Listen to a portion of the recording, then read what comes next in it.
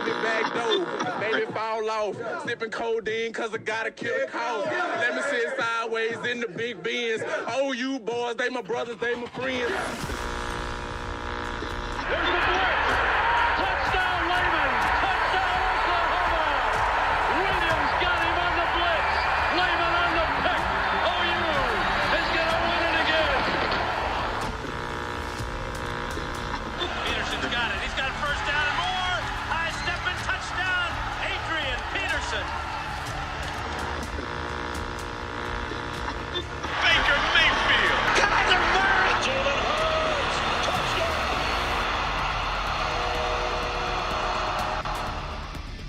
You're listening to Brandon Drumm, It's all good, OU fans.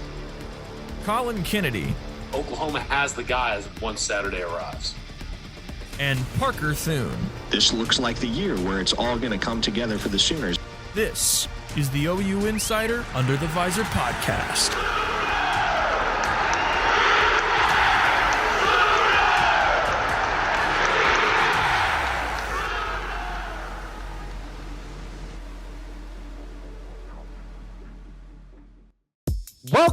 Welcome to another OU Insider Under the Visor Sooners podcast. My name is Brandon Drumm. I'm here with Parker Thune, and I am in Georgia in a Kempton hotel that is actually, I just want everybody to know, because I'm pretty stoked about this and kind of chose this I chose this spot for two reasons. Number one, location. All the schools I'm going to visit, centrally located. It's 45 minutes to the northmost point of Atlanta metropolitan area, 45 minutes to the southernmost point of the Atlanta metropolitan area, and then it is also the Porsche facility, and it's where they shot the Avengers movie. It's the headquarters of the Avengers. So the dork that I am and the Avengers fan that I am, Marvel guy that I am, I'm pretty giddy about this. And every time I look out the window, I get to see where Thanos blew up and where Captain America, Tony Stark drove up and gave Captain America his shield back and said, "Our beef is corrosive and we don't want to do that anymore. Let's go back in time." Time travel, folks. And I digress. I apologize. But Parker, it's been quite the few weeks for Oklahoma on the recruiting trail. It's been a dead period, but there's been some news that's gone on. But first, we're going to talk about, let's kind of walk through what we're going to talk about on this podcast. We're going to talk about the offseason, spring ball coming up, things we're going to be watching for in the spring ball, strength and conditioning stuff, the buzz on guys right now, what we've been hearing, who's been shining, who's not been shining, our recruiting talk, travel that we've been doing. I've been in Florida all week last week. I'm going to be in Georgia this week. Lots of stuff to touch on there. Parker's going to be getting back out on the road this next week after the ice storm clears up that you guys are in. I don't pity you guys at all. March looms large for Oklahoma with visits, and big visits. We're going to touch on the new staff, kind of what we've been hearing out on the road, the innermost thought, how things have changed as far as facilities go, what's to come with facilities. And we reported it over a month ago on OU Insider VIP. And now everybody's starting to kind of figure out what we reported on a long time ago with the Players Lounge, with the Bud Wilkinson Center, all that stuff, the staff stuff that we talked about months ago whenever Venables got hired, and we talked about the number of staffers, all that type of stuff.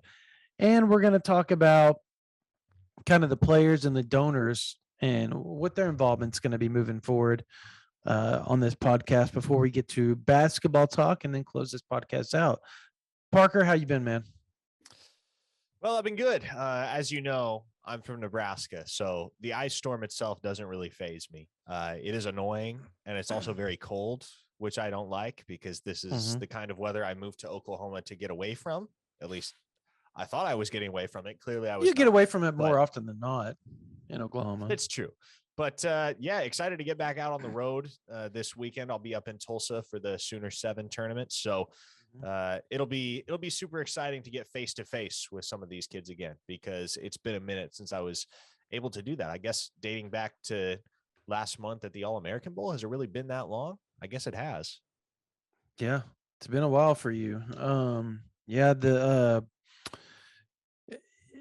we're going to have everything covered on. I mean, OU Insider, we're going to be pretty we, thanks to Brian Bishop and our awesome boss, have got a pretty nice travel budget for us now that we are going to be able to use and have some fun with, and allow you guys as listeners and as VIP members, which is the most crucial part of it, is the VIP member part, because you guys are the ones that pay for our travel and allow us to bring you guys more information than we couldn't ever do back in the day. As we've gotten bigger and bigger and bigger and bigger, our travel has gotten better and better and better for you guys, and we're able to go do things that we normally couldn't have. Like for me, I've got like 4 or 5 schools I'm going to hit up tomorrow, and this is what is today, the 23rd, right? February 23rd.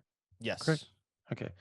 Yeah, I'm going to hit February 23rd. I got 4 or 5. Then I got 4 or 5 more schools here in Atlanta that I'm going to hit up on Friday on the 25th. And then on Sunday, the 27th, is the Under Armour camp here in Atlanta, which there's going to be hundreds of top players. And not just that, there's going to be a lot of OU targets, as OU has looked to really pinpoint Florida, South Carolina, Georgia, Alabama, all that stuff.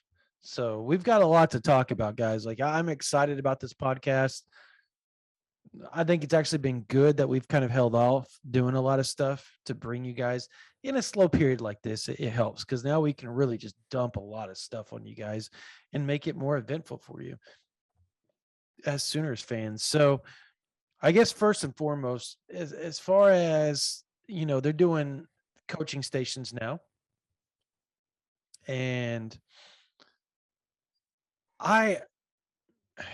we did that type of stuff in high school and a little bit in college, but for you, and you see what they're going through, what for you, I guess, have you heard from people that you talk to? Because you're more of the college age, so you know a lot of the guys that are on the team and stuff like that. You probably have a class with a few guys here or there. What's been kind of the talk that you've heard of the new staff, how the strength and conditioning coaches have been, you know, operating and treating the players, and how the players have been responding to the strength and conditioning coaches, and what has been the overall buzz that you've heard so far? Well, Clayton Smith's quitting the team and transferring to Arkansas, right? Oh, don't go there. But okay, No, please tell everybody why you made that joke. Some people haven't read it yet.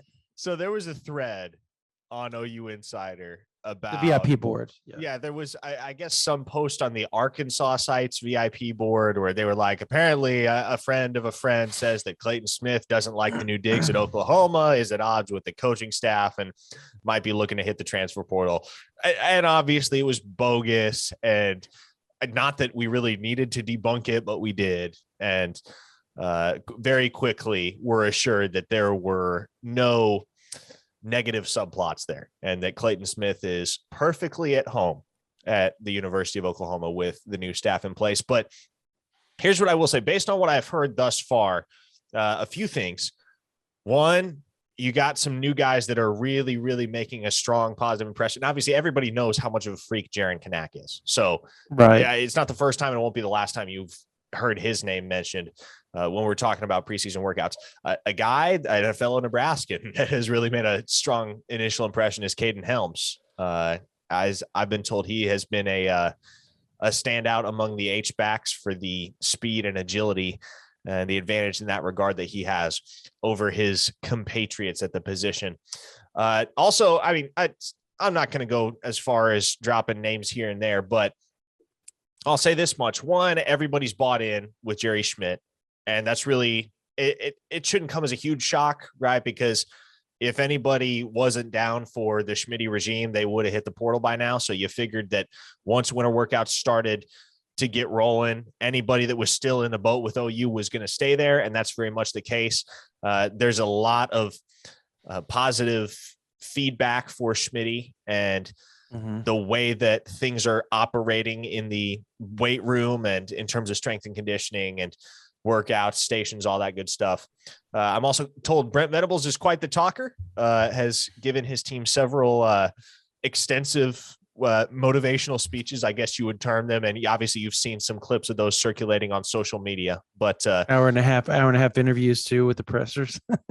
Yes. So Venables which we love. Is not afraid of opening his mouth, much in stark contrast really to his predecessor.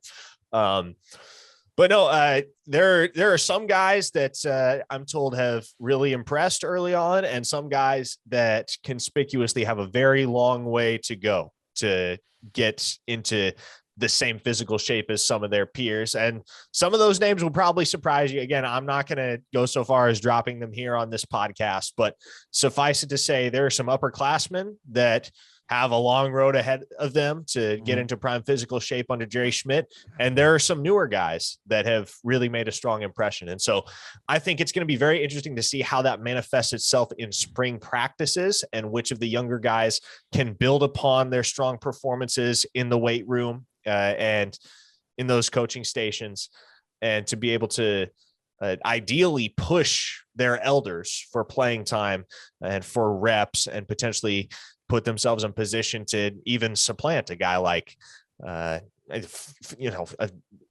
redshirt junior, senior, even a 5th, 6th year guy that has been at Oklahoma under the old regime, granted. But what is abundantly clear is that it is a new dawn for Oklahoma football, and it's going to be a very distinct, very different flavor of football. And I think everybody's excited to see what that new vibe is going to feel like when the Sooners hit the field for their spring game on April 23rd.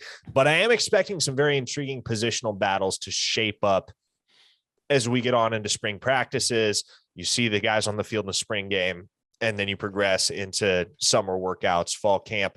I do think that there could be some battles at some positions that people may not be expecting. I was actually going through it a couple of weeks ago, I think with you, Brandon. I'm sure I had the same conversation with several other people, but basically the way that I look at things on the offensive and the defensive side for Oklahoma right now is that there are maybe only 5 or 6 guys on either side of the ball that I would solidly pencil in as starters. So there's going to be a lot up in the air. There's going to be a lot of really healthy competition. And I think if the team morale stays where it's at and continues to build in a positive trajectory under the direction of Brent Venables and under the leadership of Jerry Schmidt as well, then there's a lot of reason for excitement about where this team could fall and how well they could play come the 2022 football season. Yeah, I mean, look, you said it best. The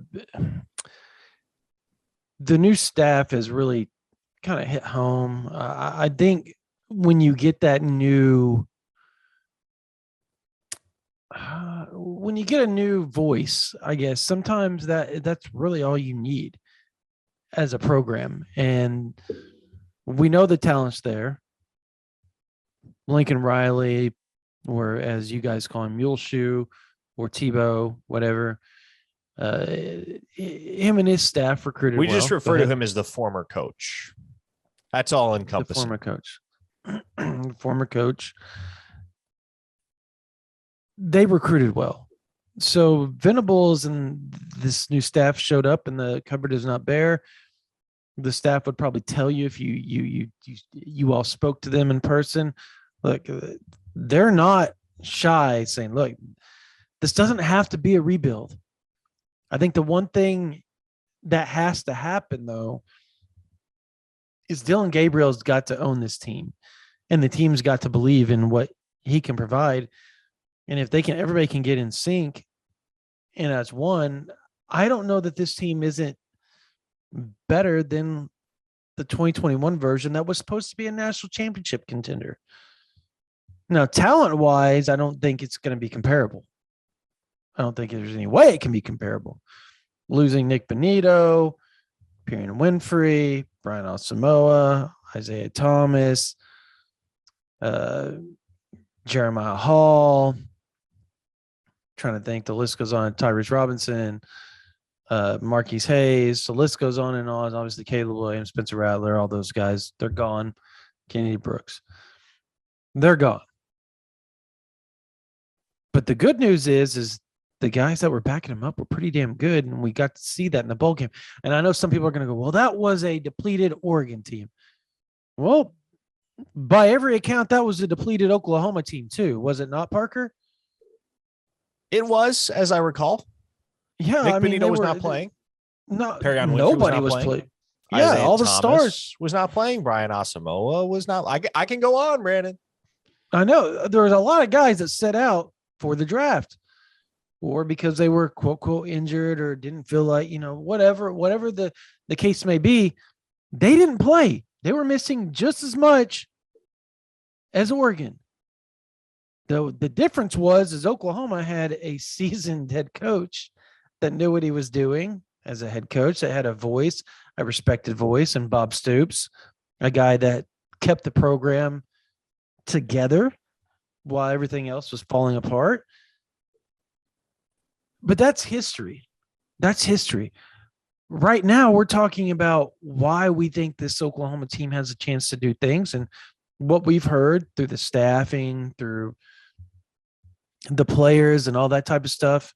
The buzz surrounding the program is at an all-time high because everybody's excited. Everybody wants to see what's next. And I honestly, like, what do you think the attendance is going to be? There shouldn't be any like COVID restrictions or anything like that. What do you think the spring game attendance is going to be? I'm going to say 65, 70,000. And if you set the over under at 65,000 or even at 70,000, I'd go over. I'd say I would take the over, because I would too. I would expect this to be one of the best attended, if not the best attended spring game in the history of the program, because people are so eager to see what Brent Venables' team is going to look like, because it is a radical shift from the previous regime, right? Even when Lincoln Riley took the reins from Bob Stoops, it was same. Well, Bob Stoops was still coaching at that point, but also you circle back around to 2018 when Lincoln Riley first coached the spring game. One, everybody had seen his system and they'd seen him as a head coach for a year at that point, but also he'd been offensive coordinator for 2 years prior. So there wasn't really a new feel to the program. It was just one guy steps down and Lincoln Riley takes on another title. Right. And so I think, and you go back to when Stoops took the role as well, there was just OU football was in such a crater at that point that public interest in the program was arguably at an all-time low.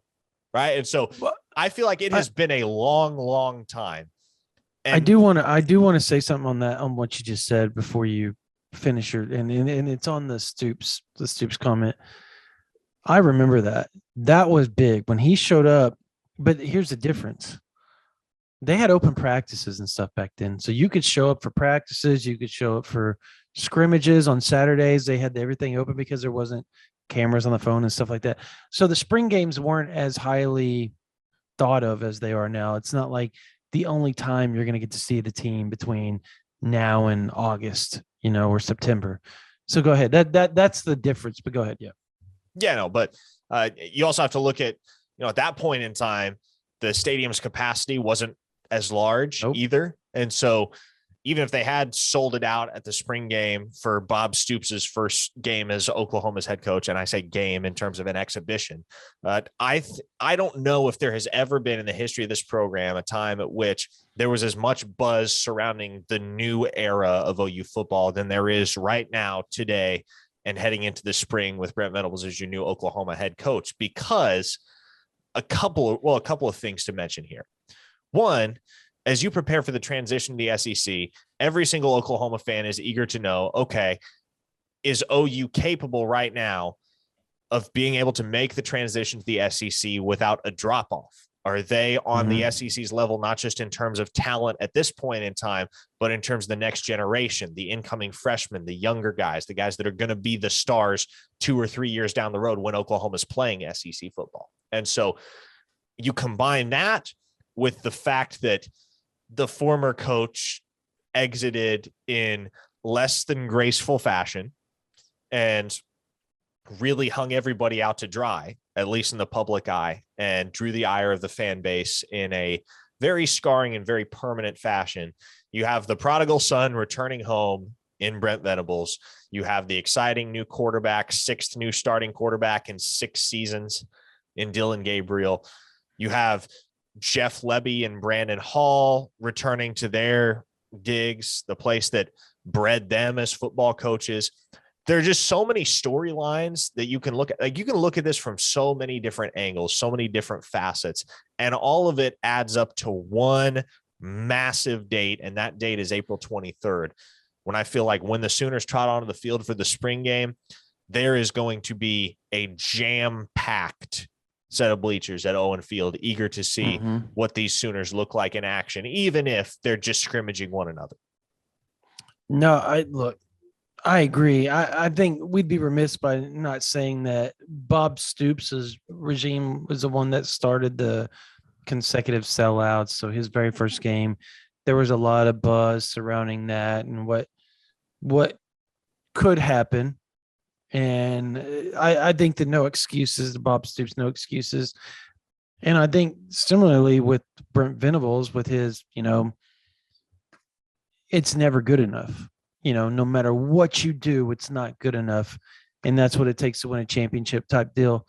I think that resonates with the fans. I think they see that type of rhetoric being put out there to the players, and kind of that you're going to be held accountable type of deal. And I think it brings back some, I guess, I'm trying to think of the word here. I guess ambiance, some solid memories of Bob Stoops' tenure, of the no excuses, the you're held accountable, all that type of stuff. And when you go from what Bob Stoops did to keep the program together to a Brent Venables where it's never good enough, fans love to hear that. They love to see that type of talk. They love that passion. And in their mind, they're thinking, okay, well, if he has that much passion, the players are going to play that way. And then you have JD, the Ivy League football player that is breaking down all the games and talking about the defense that Oklahoma is going to entail and the offense that they're going to get under Coach Lebby. And you see that, and there's excitement through the national media too, where, this is what it could be.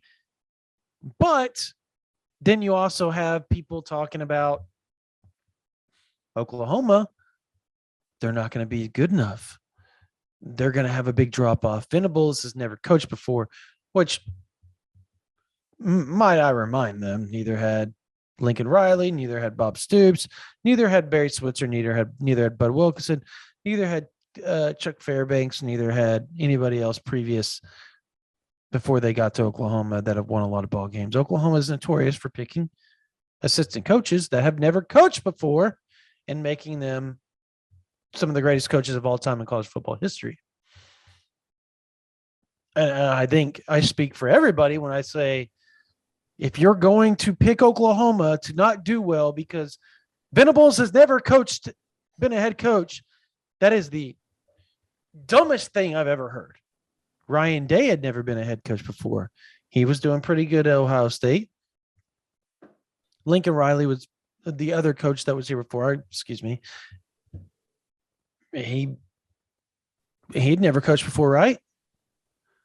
Last I checked, he had never been a head coach. Barry Switzer, like I said, Bud Wilkinson, all those guys. And yet here we are making Venables this person that he all of a sudden is not going to know how to coach. He's not going to know how to run a program. He only learned under Bill Snyder, Bob Stoops, And who's that guy that beat Nick Saban twice for a national title? What's his name? Help me out here. You're either talking about Dabo Dabo Swinney Swinney. or I was Brent being Venables. sarcastic. Well, yeah, either or. I was making a joke, Dabo Swinney, and yes, I remembered his name. I was just saying, who's that guy that beat Nick Saban twice in the national title? He Which no coached one else has underneath done. these guys. Nobody else has done that. Everybody that he's learned under, pretty damn successful, might I add you. I don't know, man. Getting back to the subject at hand, because I know when I asked that question, I knew we were going to get off on this whole tangent, and we could do the whole. Everybody's talking about, the Maryland, Oklahoma, comparing them to Maryland or West Virginia or whatever. We could get under that crap, but we're not going to, because there's no need to. We don't agree with it. The fan base does agree with it, and there's no need to rehash all that up. But as far as like players that I've heard have stood out so far, I talked to a few sources this past week when I was just I got on the phone. I was trying to set up some things out here, some meetings and stuff. And I got a phone call or two from some people back out your way. And I was talking to him and I said, as far as players that you all feel could be standouts or are going to make a push or doing this, that, or the other throughout this spring or winter workouts. And one of the sources said, well, Kenai's a freak of nature, but everybody knows that. And followed up with Danny Stutzman has a chance to be downright special in Brent Venables' defense. Robert Spears Jennings is going to push for a lot of playing time, they think, at the safety position. Shocking, right? And here's the funny part about it is Oklahoma fans went from disliking what they were going to get at the safety nickel spots to having guys that are not only standing out this winter, but are really talented guys and that have performed at a high level over the last year or so. One, Justin Broyles. Everybody, he's a guy that, and he's kind of a nomad. Like, nobody knows where exactly he's going to fit in this system. But he's a guy that could play one way or the other no matter what. You could put him at whatever position, nickel, safety, field safety, it doesn't matter, boundary, doesn't matter. The guy has a chance to be really, really solid. Key Lawrence, Billy Bowman are guys I've heard. Marcus Major, Javonte Barnes, Dylan Gabriel, Eric Gray. Like, those are names that I keep hearing over and over and over and over. Marvin Mims, Drake Stoops. Like, those are the names I hear over and over and over. And Jalen Redmond is another name that I've heard pop up a time or two. But obviously we don't want to name the names that we haven't heard, that it could struggle or whatnot. But those are names that I've heard. I don't know if you've heard similarly, but those are the ones that I keep hearing over and over and over when I ask who stood out. And are we shocked? Those are the ones that we've heard. Anybody? First off, the fans hate Justin Broyles, and I don't understand why. Justin Broyles, like, whenever I put out a new lineup preview and I put out a new projection on what the Sooners starting 22 are going to be next fall, I think every single time I've put Justin Broyles in the defensive starting 11, and everybody is all over the Justin Broyles selection. Everybody's like, absolutely not. I'll just tune in next year if they're going to have Justin Broyles in their starting defense. Like, did people pay attention to the football that he played over the second half of the 2021 season? Because that's a guy that was as consistent as anybody in the back end of the secondary. And he had 3 or 4 picks, right? He had multiple interceptions. Yeah, two. Yeah. I believe. 2. And so Justin Broyles, given his experience and the fact that now in his 6th season, he now has a little extra fire under his belly because he's out of time. Like, it's now or never for him at the University of Oklahoma. I trust that Justin Broyles is going to put himself in position to be a starter at Oklahoma, and he's going to make the most of the opportunities they're giving to him. And by the way, Brandon, have we not been pulling the bandwagon for Robert Spears Jennings for months now? Is that not the least shocking thing you've heard, that RSJ is one of the standouts in the early goings? Because I firmly believe that he will push for significant playing time this year as a true freshman. Mm-hmm. And I understand that Oklahoma is going to have a lot of pieces in the secondary. All I'm saying is RSJ has the potential to be as good as any of them. No, you're right. Look, I've told this story time and time again. He just moves to Broken Arrow. I'm out there checking out Andrew Rame. I'm trying to think, Miles Slusher,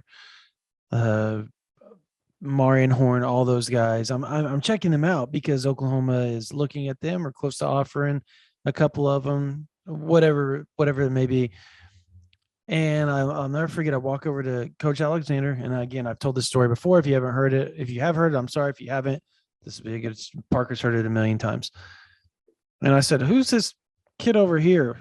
You know, this long, lanky, athletic kid. I want to say he was wearing like 27 or something like that at the time. And he goes, oh, that's a kid. He just moved in from Mansfield, Texas. I said, what's his name? He goes, Robert Jennings. He wasn't going by Robert Spears Jennings at the time. He's just Robert Jennings. And I said, man, that is a good looking athlete. He goes, man, he's going to help us a lot. He can play running back. He can play wide receiver. He can play defensive back. Doesn't matter. The problem he's going to have is getting on the field this year because we're so loaded on the back end. He goes, he may be able to help at receiver. I walk over to him and I'll never forget it. He starts talking to me. He goes, well, what position do you think I should? I said, look at your frame, man. You have a chance to be a Power 5 big time safety at some point in time in your career. If you can continue to add weight and continue to work on your speed, your athleticism, and your flexibility and your movement. And he even told me after he got the OU offer, he calls me. He said, you were right. Like, it was funny because we were kind of joking around about it at the time. And he just started laughing. He's like, dude, you called it. And that kid didn't even play safety because that same year that he moved in, they won the state title, but they end up having a bunch of injuries at wide receiver. So he comes in and dominates for 2 straight years at the wide receiver position, becomes a 3-star. I think he's like what was he ranked in the thousands at the time, the players overall? 1,411. There you go. He probably should have been rated higher because he was an amazing wide receiver. And Oklahoma watches him on film. They bring him down. And whether you guys want to hate on the pass regime or not, they knew how to evaluate. That's one thing they were really good at, was evaluating talent and seeing it and projecting it. They had a really good eye for that type of stuff. They see Robert Spears Jennings on tape and they say, can you come down here and go through a workout for us? This dude runs a 4.4. He runs some absurd 5.10.5. He goes out of his breaks. He's explosive. Everything that he does, and he comes in weighs, he's like 6'2", and some change, and like 205 pounds. He's a freak looking athlete. Offered right then and there. Broken Arrow finally moves him to defensive back midway through the season last year. And he ends up dominating at the safety position. During the summer, Brian Doan, our Eastern guy, calls me for 247. Our East Coast national guy calls me and says, who's this Robert Spears Jennings kid? That kid is a freak. During one of the national 7-on-7 tournaments, dominating on both sides of the ball. Therefore, we start talking about, we were talking about him before, but we really started pushing him once he got out there. And I'll never forget how many people hated that offer when it happened. And we sat there and said, guys, he is going to explode and move way up. He ends up being what, top 120 in the country when it's all said and done? From 1411 to top 120 in the nation. That's insane. Insane. I was showing Peyton Kirkland that when I was at Dr. Phillips this past week. He was like, man, I'm at like 211 or something national. I said, look up Robert Spears Jennings for me. Stop paying attention to the summer or the winter and the summer and the spring rankings. Worry about it in December, January, and February. That's what, if you're worried about it so much, that's when you should worry about it, because that's when it starts to get final. I said, things are going to change really fast, but look it up. I said, click on the history. He clicked on history. He goes, damn, he moved up like over 1,000 spots. I said, exactly. Never get caught up on that stuff come winter, because all the evaluations, things are going to change, and they're going to change a lot. He is a prime example, but that kid right there with his length and athleticism, he's going to push. Would it not shock you? Like, I don't think he's going to start, but would it overly shock you if him and Key Lawrence are the starters at the safety spots and Billy Bowman is your nickel? It would not shock me one bit. It wouldn't shock me at all. It would not shock me one bit if Robert Spears Jennings started at safety in 2022. Now, am I going to sit here and say it happens? No, because I think it's a little early to take anything to the bank. It's February. They haven't even started spring practice. Mm-hmm. But what I am telling you is that dude is every bit as good as every single athlete that he's going to be competing against for a starting safety spot. And Trey Morrison is a guy that everybody is raving about right now. Yep.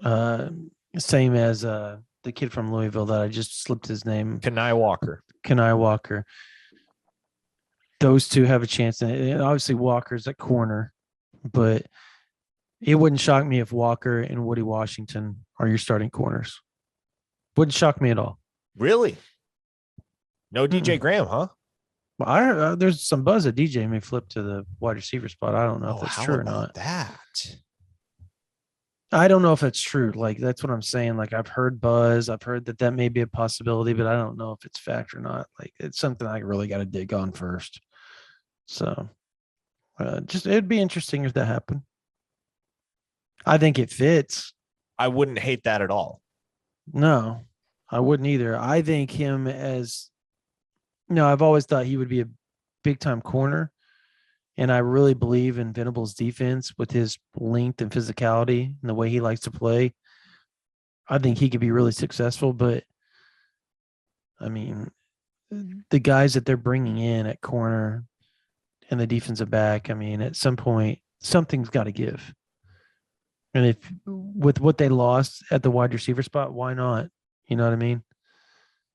Why not? Yeah.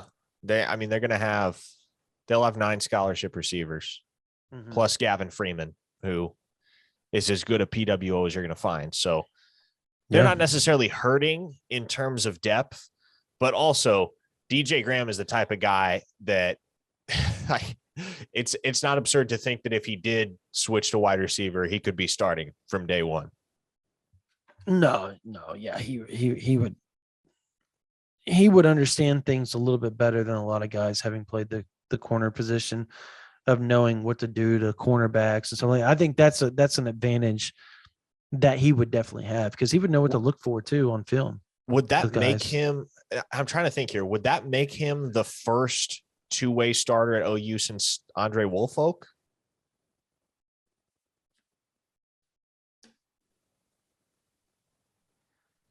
Did Savage start before he flipped over to wide receiver, or Fagan? Yeah, I mean, those are the two guys that come to mind, but I don't think both those guys. No, DJ Wolf. No, but DJ Wolf never started because Adrian Peterson. He played both sides. Yeah.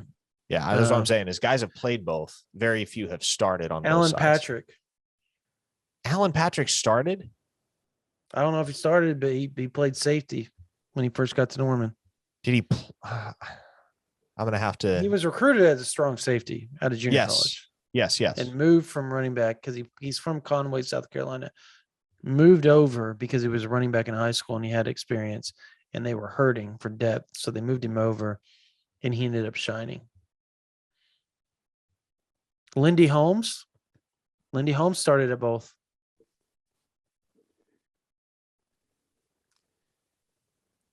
Lindy Holmes started at both. He was wide receiver and DB for Oklahoma. By the way, Lindy Holmes is still playing football. Where's he at? Or I guess I guess no, he's not. But he was very recently playing indoor football with the Texas Revolution. Wow. He and I used to get after it in the Huff basketball. He could shoot. I mean, he was really good. He could shoot left and right-handed. I'll never forget that, man. He'd pull up and I'd be about to block his right-handed shot and he'd flip it over to his left side and just shoot a three. I'm like, you asshole. He was so good. He was so good. We'd get after it pretty well. It was pretty fun. Dadgum. Trying to think, like, as far as like guys and what you expect moving forward. Like, what are some of the things that you were looking for in the spring? As far as, and we're not talking about position movements or anything like that, because that's going to be really hard to nail down right now, considering the fact that they haven't done anything, number one. Number two, we don't know what this new staff is really looking for, and they're going to have to evaluate a lot of things before they start making movements and stuff like that. But what are you looking most forward to, like, in the spring, whether it's the offensive line and the cohesiveness, the center position between, Andrew Rame and, doesn't matter. What about the tackle spots? What about the defensive end, the edge rusher spot? I mean, is Clayton Smith, Marcus Stripling, who's going to start as that stand-up edge for Oklahoma when they do that, when they move to that, because they're going to run multiple defense? What about inside linebackers? What did David Uwegbu? What's going to come to him? I mean, like, what are you looking for? Marcus Major, those type of things. Like, what are you looking for most in spring? I think what I'm looking forward to the most is probably how things shake out in the receiving corps, because there's a ton of talent in that room right now. You're looking at Marvin Mims and Theo Weiss and a guy that came on really strong in the bowl game in Jalil Farouk. Obviously, Drake Stoops is there. A lot of people have forgotten about Cody Jackson and how good he looked last year before his season got derailed. Brian Darby made some really good plays down the stretch. Trayvon West made some plays as well. So my point is, there are so many guys right now in that room that can contend for a starting role. Like I said, 9 scholarship receivers. You throw Gavin Freeman in the mix, and then potentially DJ Graham, depending on how things shake out there. So there are so many different ways that those positional battles could swing. And for my money, I would have to favor Weiss and Mims and Stoops to start, at least initially, just because they've been there, done that. They've been key cogs in this offense for multiple seasons. But it's really going to be interesting to see whether Farouk can build off the momentum that he built up in the Alamo Bowl with that strong performance. It's going to be really interesting to see how good Cody Jackson looks coming back. It's going to be interesting to see what those couple true freshmen look like. Nick Anderson, Jaden Gibson, what they bring to the table, how competitive they are right off the bat. And so receiver to me is one of those position groups at Oklahoma that you never really worry about. And I had gotten into a back and forth discussion with a VIP on our board at ouinsider.com a couple of days ago, where he was concerned about the depth. And I said, look, you got 9 scholarship guys. You got 2 really highly regarded PWOs in Gavin Freeman and Davion Woolen. Caden Helms at this point is quite honestly more of a wide receiver than he is a tight end. Depth's not a concern. And even if it were, there is enough talent in that room that unless you lose 4 or 5 guys due to injury, which would be borderline unprecedented, you're going to be just fine. And you're going to be confident with who's lining up out there to catch the passes from Dylan Gabriel. So again, wide receiver has historically been one of those positions that you don't really worry about, because even when there's no clear answer as to who the go-to guy is going to be, that guy always emerges. You think back to D.D. Westbrook in 2015 and 2016 as a perfect example. Now, I think it's pretty clear that Marvin Mims is that go-to guy in this offense. And with Theo Weiss coming back after sitting out the 2021 season, or the vast majority of it, with that foot injury, he's a guy that has proven in the past to be a capable third down weapon as well. And then Drake Stoops is as consistent as they come. And so I look at those 3 guys and I look like, And I look at those three guys and I look at what you have in reserve in guys like Darby and Cody Jackson and Jalil Farouk. And I'm really confident in what the Sooners are going to trot out at the wide receiver position. I'm just interested to see more than anything how those snaps get divided up, because I do think it's possible to witness your wide receiver room experience death by 1,000 cuts. And that's really the story of last season for Oklahoma, because Marvin Mims got very, very disenfranchised over the course of that season. Jaden Hazelwood wasn't getting nearly as many looks as he probably should have gotten. Mario Williams could have gotten the ball more. Mike Woods could have gotten the ball more. My point is, we look at the performances that Oklahoma had from wide receivers in 2021, and you can point to almost all those guys and say they should have gotten more targets. But again, you can't give more targets to every single one of those guys. And so you really have to figure out who your lead guys are in the room, and you got to give them the majority of the snaps, and you got to entrust them with 50, 60, 70, even 80 targets. And it's got to be really clear what the hierarchy is, because if it's not, then you end up with a whole bunch of dissatisfied wideouts. And I do think Jeff Lebby is going to be better about managing his wide receiver room than the man that was formerly calling the plays in Norman. But again, I'm very intrigued to see how that all shakes out and who emerges as the lead dogs in the wide receiver room, who ends up taking 70, 80% of the snaps out wide. Yeah, for me, there's a lot of things I'm honestly looking forward to here this year. And obviously you named the wide receiver, Farouk, Mims, Stoops, Cody Jackson. There's a host of things. Is it going to stay? We got it. All right. By the way, not to digress real quick, but what is that drawing? I'm sorry, folks. I really want to know what it is. Oh, that is a portrait of Gaylord Hall at the University of Oklahoma, where I spent many moons as an undergrad. I basically lived there. Correct. Okay. Anyways, I'm sorry, folks. That just, when it fell, it just totally, I'm like a dog. I'm like, oh, look at that leaf blow. Whenever there's a noise on this end, Brandon immediately identifies it. Yes, I do. Yeah, Farouk, Mims, Stoops, Cody Jackson, obviously Jaden Gibson coming in, Nicholas Anderson. Look, there's going to be a host of players that are going to contribute and be big time guys for Oklahoma in Jeff Levy's offense. I'm with you. I don't know that I'm real worried about that in the grand scheme of thing. And look, I wouldn't be shocked, honestly. As a matter of fact, I know this is what's looking to happen outside of the potential of getting Micaiah Overton and LT Overton brought on. The other thing Oklahoma is looking for with the remaining spots is a quarterback and a wide receiver and or a tight end or whatever that they can make work, or a big name guy, but they specifically would like to have a wide receiver. I can tell you that for a fact. So if somebody hits the portal, don't be shocked if Oklahoma doesn't end up with another wide receiver. And if somehow, some way, like I said earlier, I can't confirm this is happening. I don't know one way or the other if it's going to go down. But if DJ Graham did so happen to move over from defensive back to wide receiver, I mean, that would be an added plus because he was a hell of a wide receiver in high school. I can tell you that. That's where a lot of people were recruiting him for, but Oklahoma is recruiting him at defensive back, and they convinced him that was going to work out, and that was what he was going to be best at when he got to college.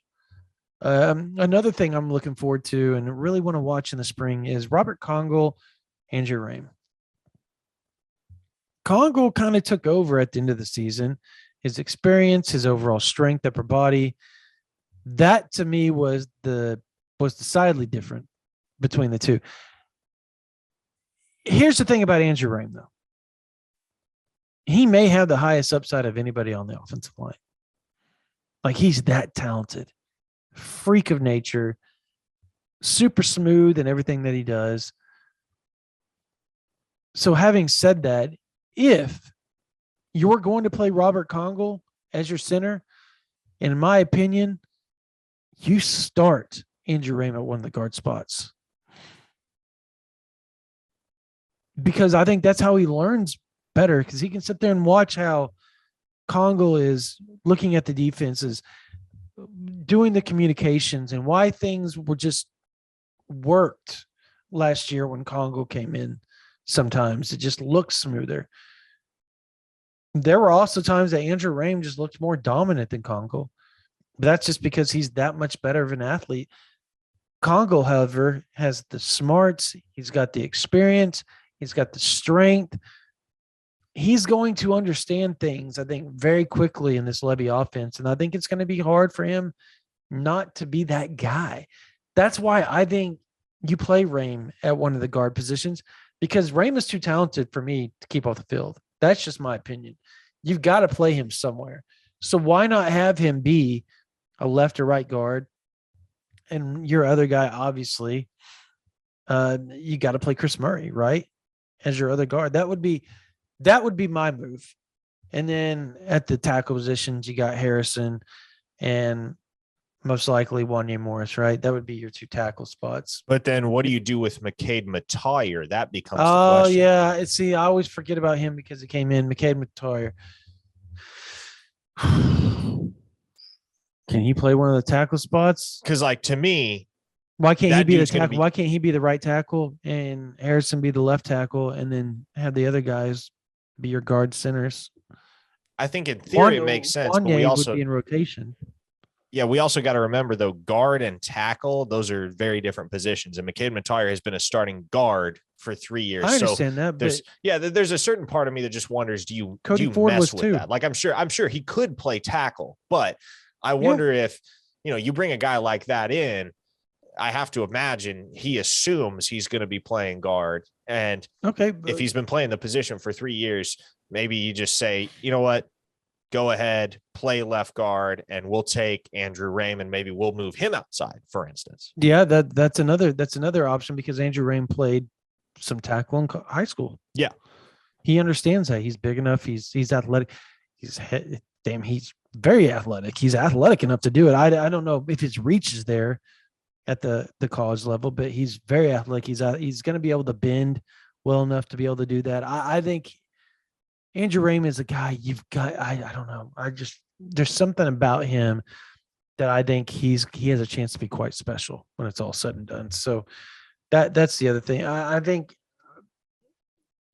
defensive line, I think, is going to be interesting for Oklahoma, because look, you got Roberson coming back. You've got Redmond, Ellison, Jordan Kelly, Marcus Stripling, Clayton Smith. Then you've got Jefferson that just moved in, or is it Jeffrey Johnson? Sorry, Jeffrey Johnson that just came in, and Lulu just came in. So those guys being addition, and I think you probably saw in 247 when they reevaluated the transfers, Oklahoma looked like they did pretty damn well in the defensive line spot. Jonah Laulu got a big bump.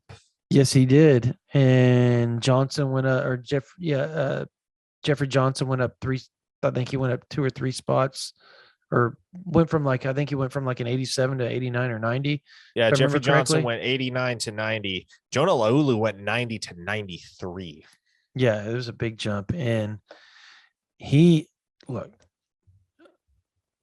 they have a chance to be really good on the defensive front once again. The talent they brought in, not only did they recruit at the high school level, but they brought in through the transfer portal. Oklahoma has that chance. That's why I'm excited to see this defensive front. And I think with the offensive line, I think it's because they've had, at that point, that we'll have 3 months underneath Schmitty.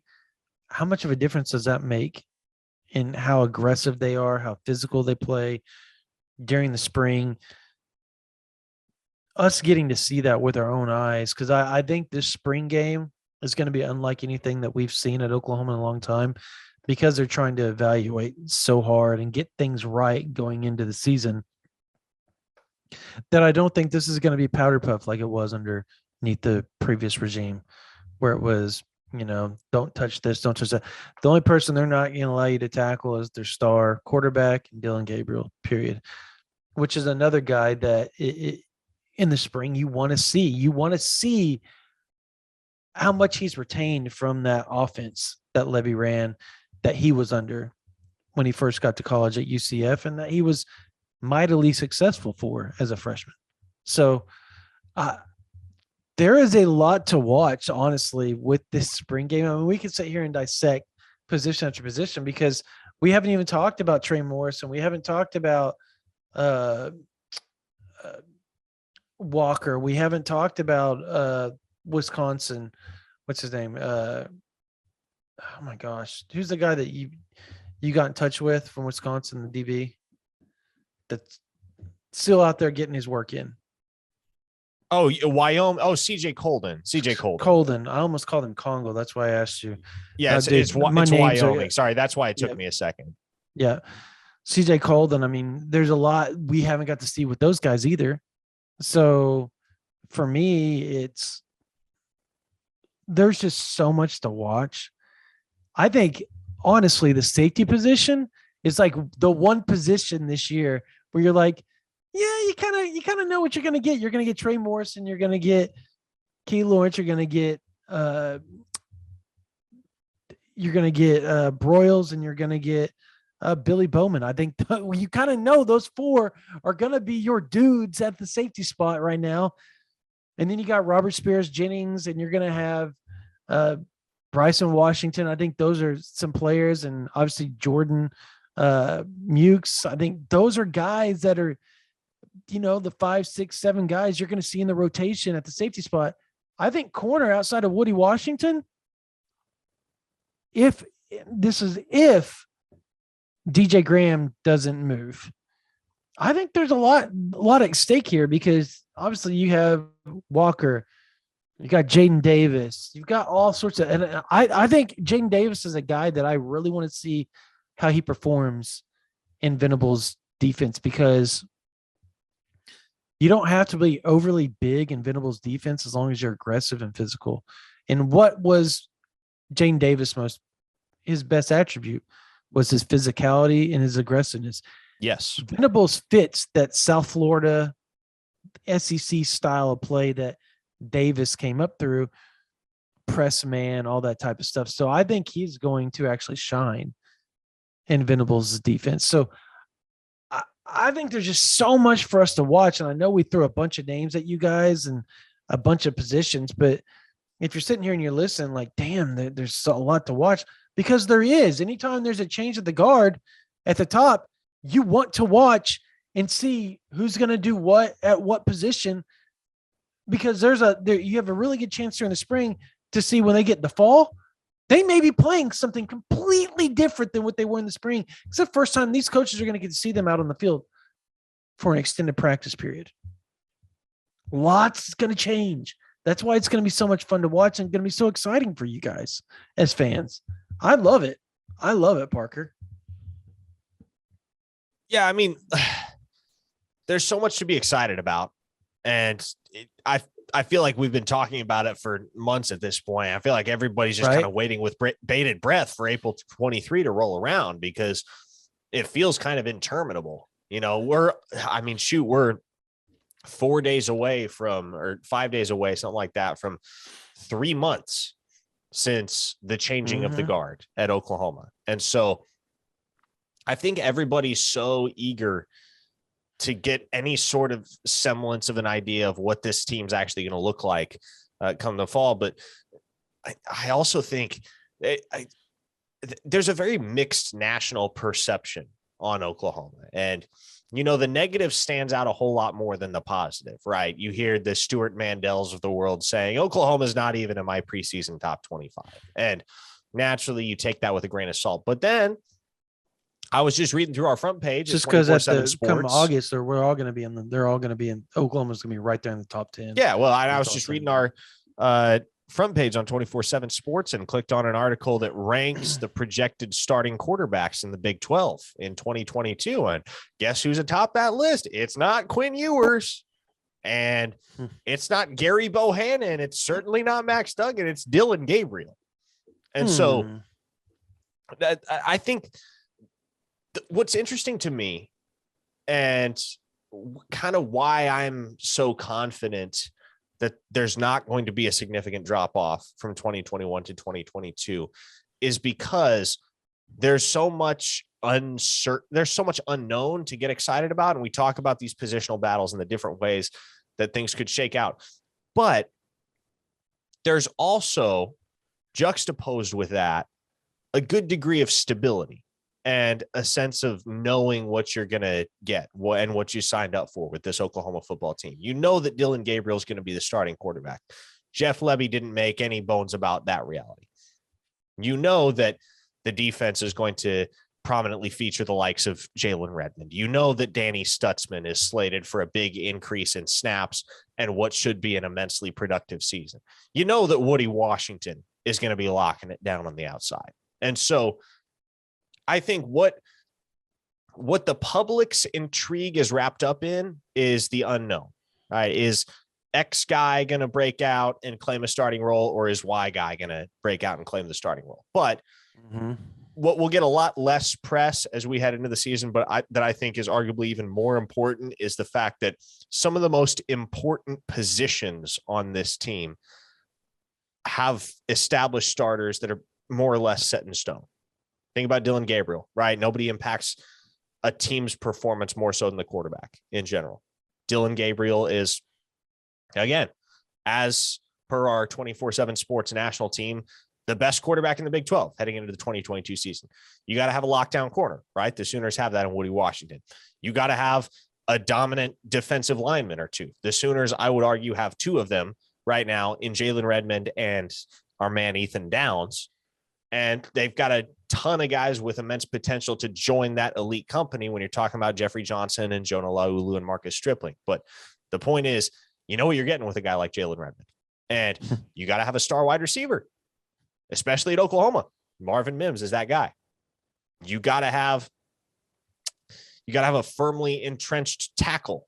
And I think the Sooners have that in Anton Harrison, but they've also got another guy that's been there, done that in the SEC, no less, in Wanye Morris. And so I think that's why there's reason for legitimate excitement about what this football team could be in 2022, not just because of the unknown, even though that's what generally will commandeer the headlines as we progress through spring practice and summer workouts and fall camp, but it's also what we know for a fact that the Sooners are going to have to work with and what they're going to have at their disposal this fall.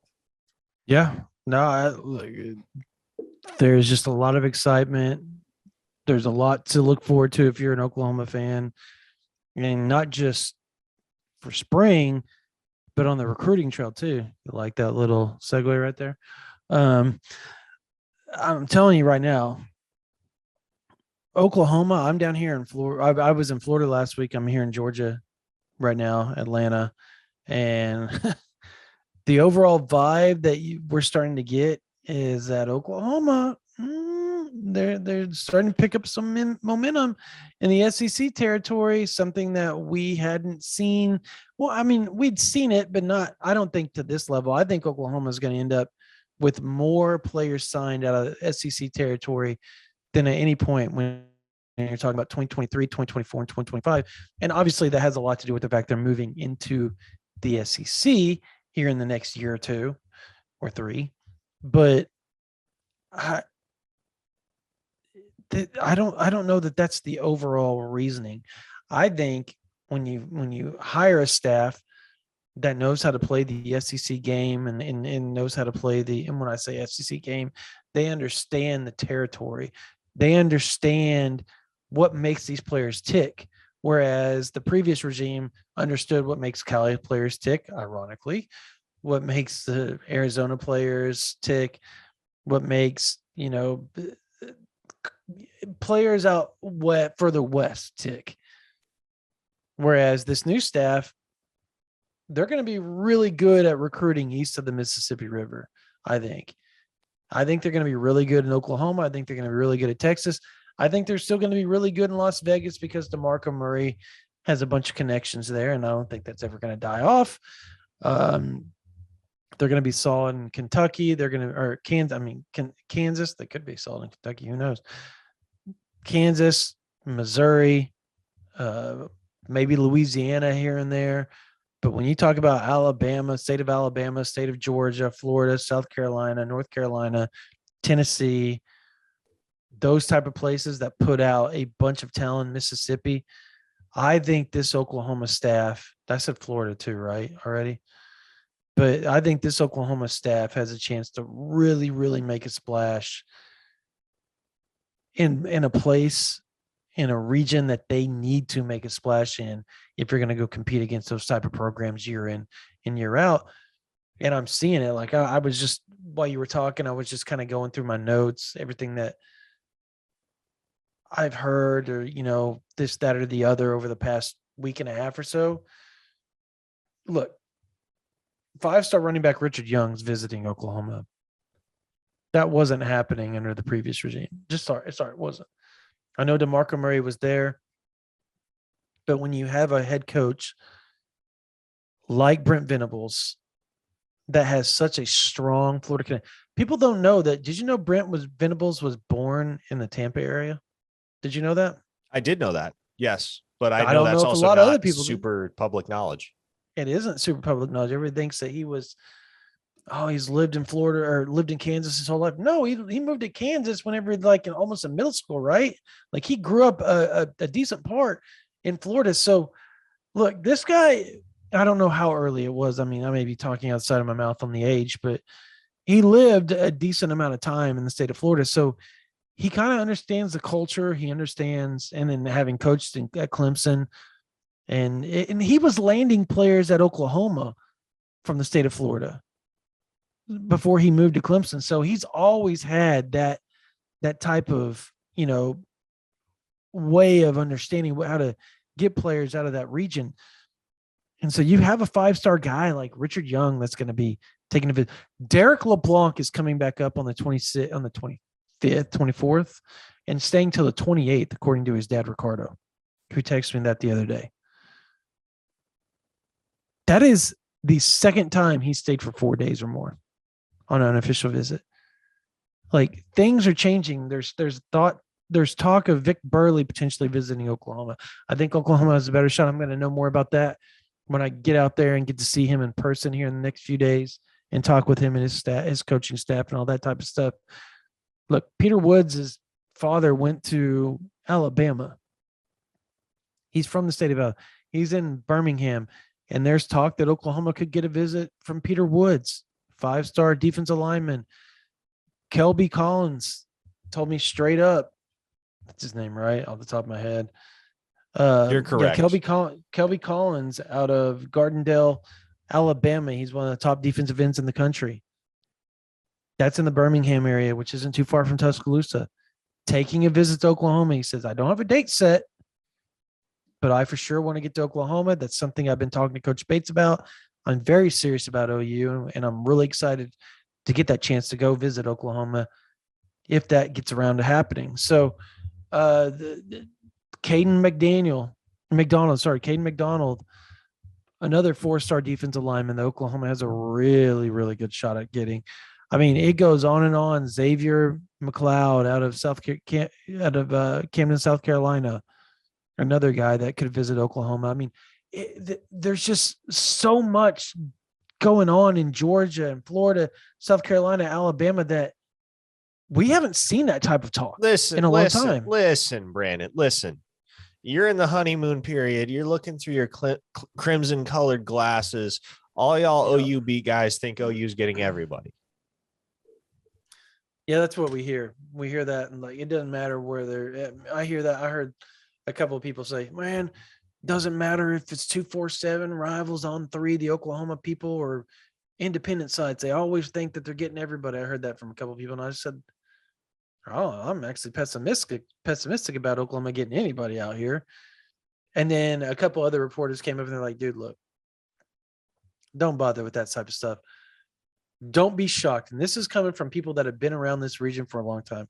They said, do not be shocked if Oklahoma lands 2 or 3 guys out of the state of Alabama, lands 3 or 4 out of the state of Georgia, and 4 or 5 out of the state of Florida when it's all said and done. Like they were that high on. I said, that's a little much. They said, no, it's not. They said, when you look at the connections these coaches have that are at OU now, and then you attach that Oklahoma brand to it, it's going to work in Oklahoma's favor more often than not. They said, now they're going to lose battles to Alabama, Georgia, all those type of Clemson, Florida, Florida State, Miami. You're going to lose battles. You're going to lose a lot of battles, actually. But you're going to end up getting guys that you normally wouldn't get because the staff knows what to do down here.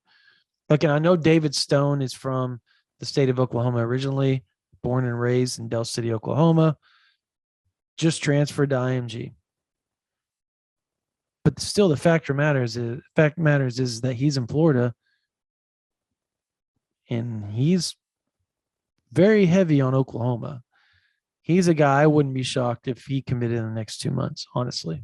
Really wouldn't. He doesn't even hide it at this point. Like, there is zero hide from David Stone. He's actively on social media recruiting for Oklahoma. He is. He's actively doing it in Florida. I know that for a fact. Stacey Gage, 2024 running back, probably going to be a 5-star. He's originally from Hugo, Oklahoma. Family's from Oklahoma City. Born and raised Oklahoma Sooner fan. Don't be shocked if he's going to take visits to USC, Georgia, Alabama, Oklahoma, and Ohio State. We'll see where things go from there. But how bizarre is that a potential 5-star running back at IMG just happens to hail from a town of 5,000 in Oklahoma? I know, right? It's weird. Then you've got Jordan Johnson Rubel. I've come to find out it's Rubel, not Rubel. Loves Oklahoma, loves Coach Valai. I actually camped at Oklahoma this past summer. Got his offer after running a 4.4 and just completely dominating a bunch of 4- and 5-star wide receivers at the OU camp, because that OU camp this past summer was loaded. And he was one of the biggest standouts there as a 2024 guy. And I'm telling you right now, I actually got him mistakenly mixed up when I was looking at him. Like, for some odd reason, I've known Micah Tease for years. And I was looking from afar and I was watching him play. Him and Micah Tease are built very similar. And all I could see was their hair at the time. And he was out covering and running. And I was like, oh man, Micah's looking really good. It was JJR. It was JJR. We turned around, I was like, oh damn. Wrong person, but damn, he was a really good player. He came and yeah, Oklahoma, they offered me. He was pretty excited about it. He loves Coach Valai. He's going to take a visit on the 26th. The other top 2024 defensive back, Jaden Hardy, taking a visit to Oklahoma on the 26th at IMG. Literally the top 4 defensive backs in the 2024 class are at IMG, and 3 of the 4 have set up visits with Oklahoma. One that hasn't, obviously, Desmond Ricks, the number 1 player. But in talking to him, he said there's a really good chance he gets out to Norman this spring or summer. Like, that's like one of the top things on his list as well to get out to. Loves Coach Valai, talks to him all the time. Look, Caleb Downs out here in Georgia, Mill Creek. Oklahoma's a team to they're in it. They're not completely out of this thing. Don't be shocked if he doesn't take a visit to Oklahoma. Well, you got CJ Hurd in the 2024 class. You got KJ Bolden already set up. These are top guys, mind you. T.A. Cunningham. Like, these are dudes, right, Parker? Like, Nigel Smith as well. Found out today he's visiting on the 5th. Yeah.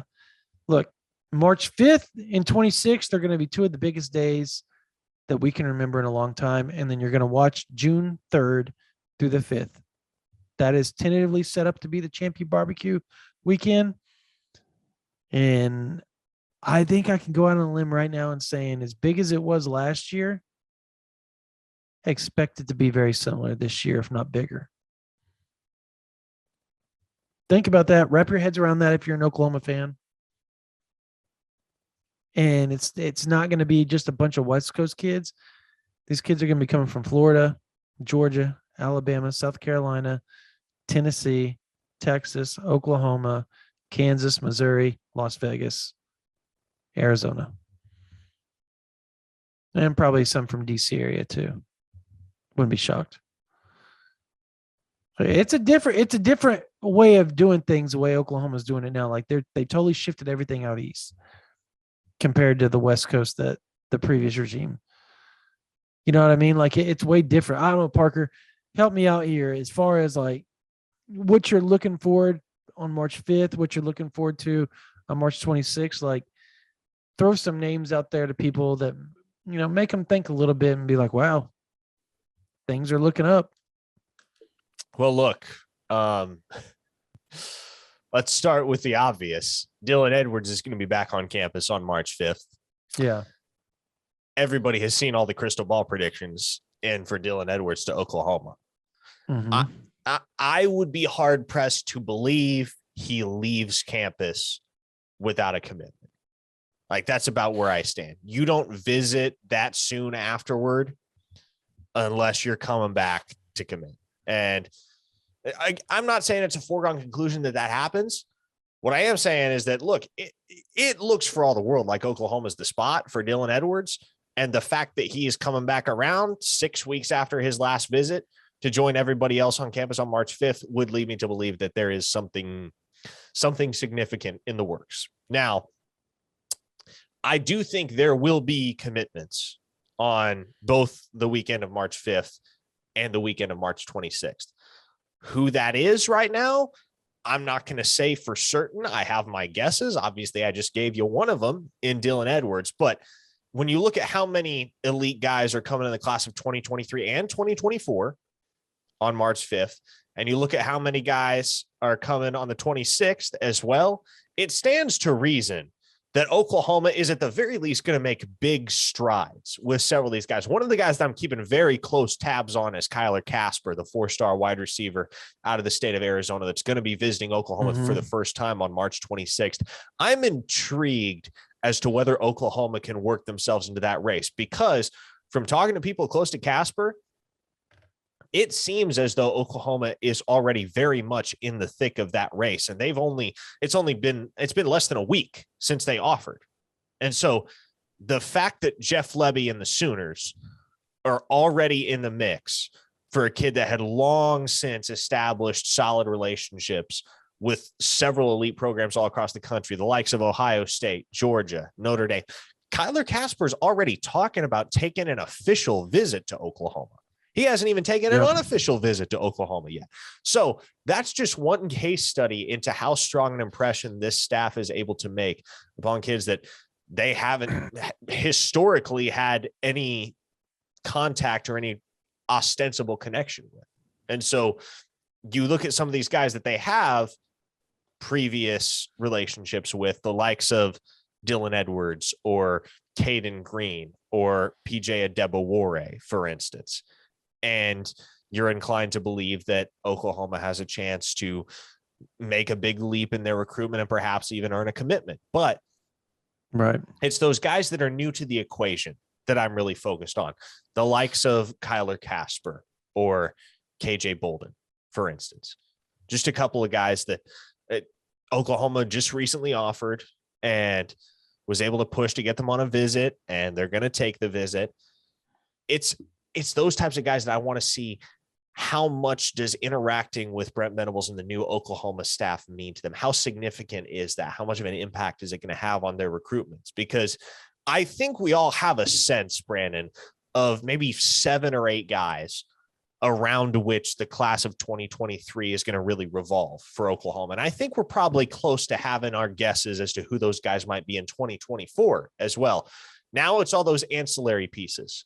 Who are the other pawns in the game that Oklahoma is going to try to bring along with the crux of their recruiting class? And that, more than anything else, is what I'm looking forward to March 26th and March 5th in anticipation of. Yeah, this I mean, we didn't even talk about Kenyon Kelly out of Denison, 2024 safety that's coming on the 26th. Ruben Bain, Miami Central defensive lineman coming up on the 26th potentially. It's kind of gotten absurd. Zaquan Patterson out of Chaminade Madonna is talking to, at least this is what he tells me. He's talking to Coach Hall about coming up on the 26th. He's one of the top safeties in the country in the 2024 class. I got to meet him in person, and I talk on a regular basis now. Like, this thing is getting, shall I say, kind of absurd as far as like the talent that both dates are going to have. Like, when we talk about March 5th, and we can bring up some names here. I got the list right in front of me.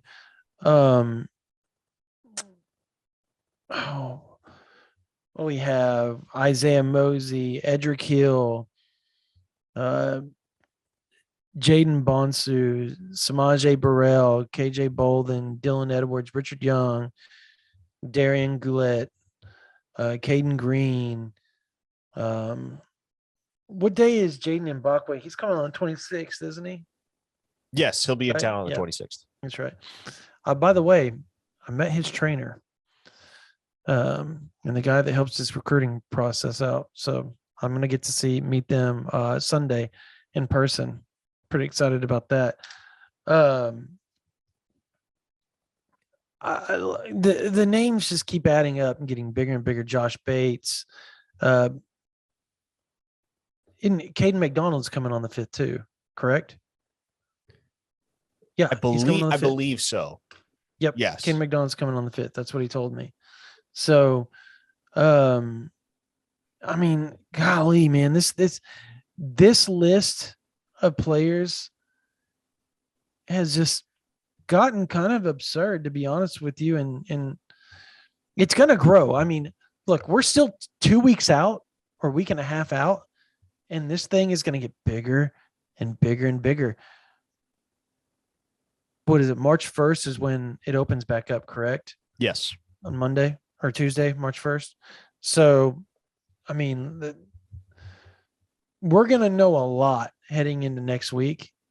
And OU fans, if you're not an OU insider, I know this isn't a sales pitch. This is me literally telling you guys, if you're not on OU Insider VIP for the next few months, you're missing out, because there's going to be some big time things happening on the recruiting trail and spring practices.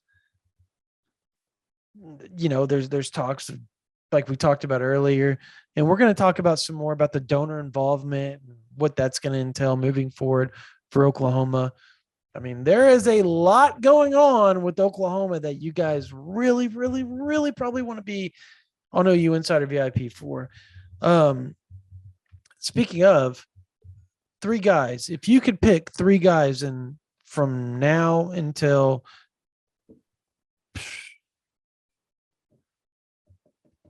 let's just say the end of April till May 1st. 3 commitments. Who are they? Dylan Edwards, David Stone, Cole Adams. Those are my 3. You took the easy ones, bro. Hey, I'm gonna stop asking you first on this crap so I can get the softballs up. Should have thought of that ahead. But I mean, one of them doesn't even have an offer yet, so that's not that true. easy. But then when he does get the offer, look, I talked to Cole in person, and so it's funny what he said to me. He goes, Oklahoma has to watch out. They can't just I said they don't just offer Oklahoma kids right off the cuff, and he goes, yeah, because people like me will just commit. It's like, okay. Which I don't think he meant him when he said it, but I think he was just kind of saying, like, and he may have, I don't know. I'm not there yet. I think that kid's going to be wide open for a little bit. Just my gut feeling. Because I think he's gonna hold it against Oklahoma for a little bit that they didn't offer for a while. It's my gut feeling. I'm going with it. I'm gonna roll with it. I'm gonna. David Stone and Dylan Edwards are the obvious two, right? Like that's just.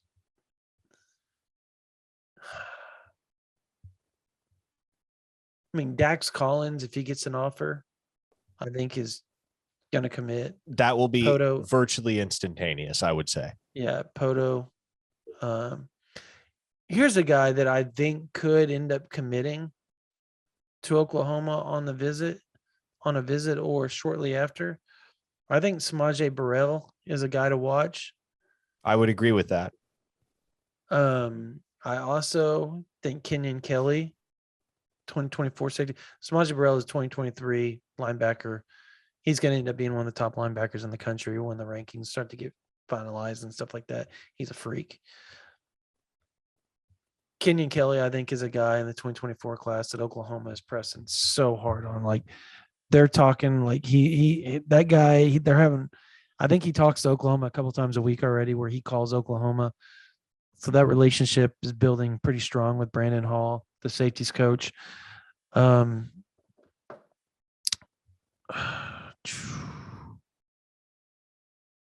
Man, who else? I mean, there's something about it. Like, I know Micah Tease wants to wait. I know he does. But there's something. No. Jacoby Johnson. I think Jacoby Johnson commits here in the next 2 months as well. I really do. Because I don't know that he loves the recruiting process. I don't know that he really. I'm going to find out a lot more about him. Like I know him pretty well, as you know, just sheer fact with my kids being around it all the time, and obviously my youngest son and Coach Blankenship, Lee Blankenship, they're on the same team, same football team, and they're good friends. And obviously my oldest is really close with Coach Blankenship and has been for a long time.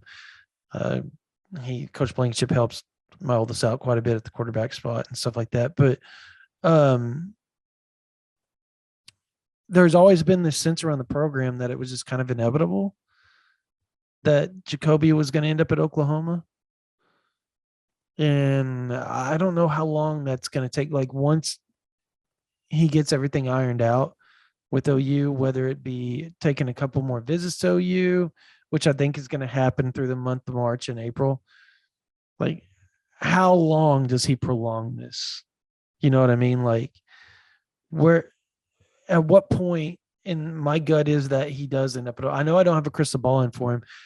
And my reasoning behind that is because he's a dual sport guy, and I'm trying to get where his head's wrapped around as far as, does he really feel he's going to be a basketball guy in college, or is he going to be willing to give that up and play football strictly? I think those are some things that need to be ironed out before I go in and throw a crystal ball in for him, even though OU has offered him at basketball and football. I think everybody wants to say bye Job, right? And I don't get the feeling that bye Job's close at all when I talk with him, at all. And when I talk to people that know his recruitment really well, I guess I'd be one of them, but that kid, he sees the world differently than most. He just does. He's a different cat. I think a player that is like, that doesn't really have a timetable and keeps coming. We talked about him earlier, spending a lot of time in Norman. He's going to come back for an official visit after an unofficial visit. Who do you think I'm talking about? Derek LeBlanc. Yeah. I bet you, if things go really well for Oklahoma, would you be shocked if he wasn't on board by the middle of June? Well, if things go really well, sure, but are things going to go really well? They have been. They have been, but This will be the first time his dad has seen Oklahoma. I think that's going to be the kind of how comfortable does Ricardo LeBlanc feel on campus and around the program. I think that's going to be very They have a crucial. chance to make a very strong impression here in the month of March. Yeah. I don't know. I think, okay, how about this? If you could pick one person that could shock the world and commit to Oklahoma by 1st of July, who would it be? Shock the world. Okay, how much of a surprise are we going with here? It just being a huge splash. I think I know where you're going to go with this because I'd probably pick the same person.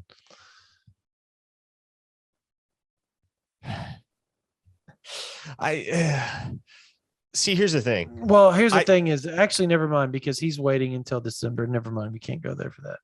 Okay. Yeah, I know who you're talking about. And I understand why you think I was thinking. Here, the guy that I want to say is Jaylen Hale, just because I know he doesn't, like you were talking about with Jacoby Johnson, he doesn't love the whole recruiting process and is very reserved in terms of his demeanor and his personality. And Cale Gundy and Jay Valai have Oklahoma in outstanding position with Jaylen Hale at this point in time. But I also who's his last visit type guy though, from what I heard. Yeah, well, and I've been talking up OU and Jaylen Hale, and you have as well now for a couple of months. And I have the crystal ball in for him that dates back to last March. So I don't know if I would really quantify that as a complete surprise. It's hard to say because you got to think about guys. Okay, you know what? I'm gonna go back to one of my Kansas City dudes.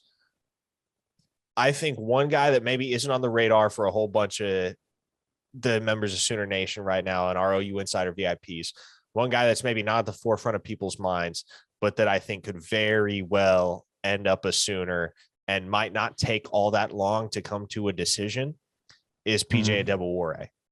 And that is a guy that will be at the very least a 4-star top 250 type guy by the time this cycle's over. Like, there are people, let me tell you this much. Shondavian Bradley right now is the number 37 overall prospect in this 2023 cycle. He's the number 4 edge rusher in the 24/7 Sports Composite. He is the highest ranked 4-star in the 24/7 Sports Composite rankings. If he gains one spot, he will be a 5-star. There are people in the Kansas City area who legitimately believe PJ Adebawore is better than Shondavian Bradley and has a higher ceiling as an edge rusher. Now, I probably would have to see more of them both in person, which I will this spring, before I'm willing to render a definitive judgment on that. But again, I'm just regurgitating what I've been told from people who are plugged in up there in KC, watch a lot of ball, know both those guys. And look, that's no knock on Shondavian, because I was texting back and forth with Cooper Patania, one of our 24/7 Sports national recruiting analysts, earlier in this week. And he put it pretty concisely with Shondavian Bradley. That kid has natural physical tools that you just don't find in an edge rusher. And that's the reason why he's ranked so high. But PJ Adebawore has the exact same frame as Shondavian Bradley. He's probably not quite as fluid, not quite as fast, but he's got a bigger frame, 240 pounds as opposed to 215. And he had what you would quantify as a legitimate breakout junior season at North Kansas City. Here's what I know. He likes Miguel Chavis. Miguel Chavis has done an in-person visit with him. And moreover, he's going to be in town on March 5th. So that's one guy. And I know just from talking to him that he's probably not going to be one of the guys that drags his recruitment out. He's going to be eager probably to get this thing over sooner rather than later. And so if that visit to Oklahoma goes well, and if he really feels at home, both him and his family, with the fit at Oklahoma and with Miguel Chavis, I can see PJ Adebawore being the type of guy to pull the trigger out of nowhere. And I think he'll visit Michigan before he does. I would imagine he'll also visit Georgia, because those are the other two schools that are kind of standing out to him right now. But I know he likes OU. I know he likes the coaches that he's spoken to thus far, which include Chavis and Venables. And so I think the comfort factor is something that OU has working in their favor right now. So if I had to pick a guy that would come as a legitimate surprise, PJ Adebawore would probably be the type of guy that I would point to. I would say, yeah, Anthony White's another guy that I think if Oklahoma does decide to pull the trigger, I think he could real quick, hop on that recruitment. He's obviously a linebacker out of the Lubbock area, a 3-star right now, has a chance to be a 4-star when it's all said and done. He's another just evaluation guy, really good athlete, by the way, good basketball player, just a solid player, solid athlete all the way around. But for me, man, I mean, a guy that we always forget that is probably going to take another visit to Oklahoma here in the near future and has been to OU on several occasions. He's one of the best players in the country, and we always forget about him. Like, we never talk about him. He continually shows up to Oklahoma. He goes to the camps. He does everything. Who do you think I'm talking about? Keeps showing up to Oklahoma. Goes one of the to best camps. Players in the country. Yep. Are you talking about camps? Are you talking about David Hicks? No, that would be just, that's a guy that we both think Oklahoma's in a really good spot with, but I got you. Jackson Howard. no, Jackson Howard in Oklahoma, I think, are long gone. He was close to committing to Oklahoma. He was actually going to commit to Oklahoma most likely here. He would have already been committed to Oklahoma. Let's put it to you like that, in January or something like that, had Jamar Cain still been on staff. But that's neither here nor there. Okay, I'm going to take one last guess. Okay, go for it. Third guess, Deuce Robinson. Kind of the same position, but not him. Dang, I whiffed. Okay. Jaden Grayhouse. Okay. Plays Team Griffin in basketball. He's always up around Oklahoma, Norman area. Visited Oklahoma on several occasions. Been to several football games. Was the MVP of the playoffs, I believe, if I remember correctly, or that game. He won the MVP. Yes, if I remember championship state game title MVP. game. Yep.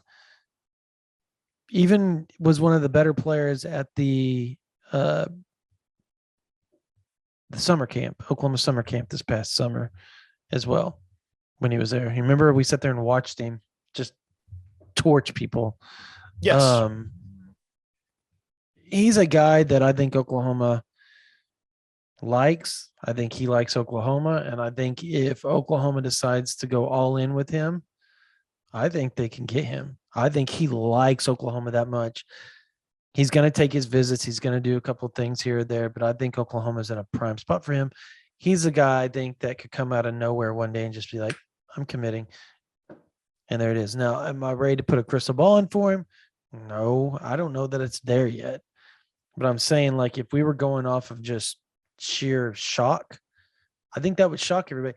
But it would be a good shock. Now, Deuce Robinson's a guy that we've talked about on numerous occasions, and a guy that we both feel Oklahoma's in a really good spot for. And everybody you talk to kind of feels like, oh, you've got a chance there. They got a chance. I got to do some digging because I think there's a good chance that he comes back this March for a visit, and I won't be shocked if he does an official in April or June. I think that's fully capable of happening, I think, in the next few months. But we don't know the timeline because he's so quiet about everything. Nobody really has a good feel. The only feel that we have is what we keep hearing from sources. And sources say Oklahoma's in a really good spot with him, and they feel like they're really – and the sources I talk to are usually kind of reserved about where Oklahoma stands with things. So if I'm being told that, I'm probably going to believe it, to be honest. I think lastly, a guy that I feel Oklahoma can get, and I don't know if it would be shocking at this point, just how much he's talked up Oklahoma to certain people. And that's Caden Mcdonald out of Georgia. 4-star defensive lineman out of North Gwinnett. His brother, listen to this. For folks, for y'all that aren't on OU Insider VIP, this is the type of stuff that our VIP people know already because they've been around. But his brother played for Brandon Hall for 2 years. Brandon Hall has been recruiting him, though, for the last couple of years, talking about Caden Mcdonald. His brother played for Brandon Hall at Troy. Brandon Hall was a defensive coordinator at Troy, ran Brent Venable's defense. They were one of the best defenses in the country, if I remember correctly. Were they not this past year? Were the year previous? Troy was one of the better defenses, right? Ranking-wise? Yes. Yep. Brandon Hall was pretty much in charge of that. Well, he was in charge of it. He was a defense coordinator. Then he was the interim head coach as well. So we're talking about a guy that is just – he's a guy Oklahoma needs to keep around. Needs to keep around for a long time. His brother is also best friends with none other than Trey Morrison. So he was at Oklahoma. Ted Roof is originally from North Gwinnett. And I'm trying to forget who's the other. Oh, and here's the other kicker of all kickers, mind you.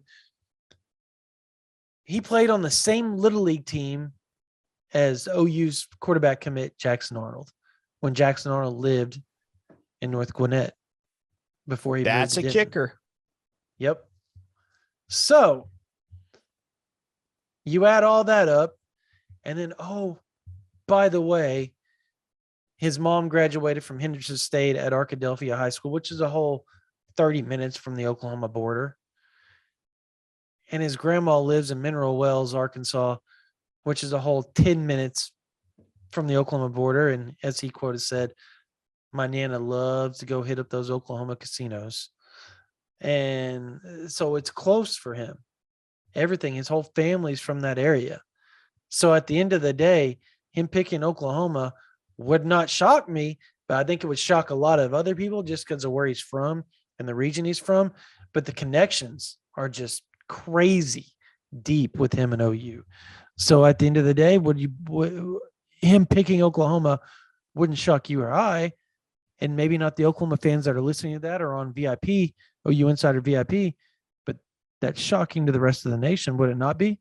If Caden Mcdonald goes ahead and commits to Oklahoma, would that not be shocking? I think that's one of those things that we would look back on a few years down the road as a watershed moment. Yeah. Mm-hmm. Because regionally, that is significant. Yes, it is. Very significant.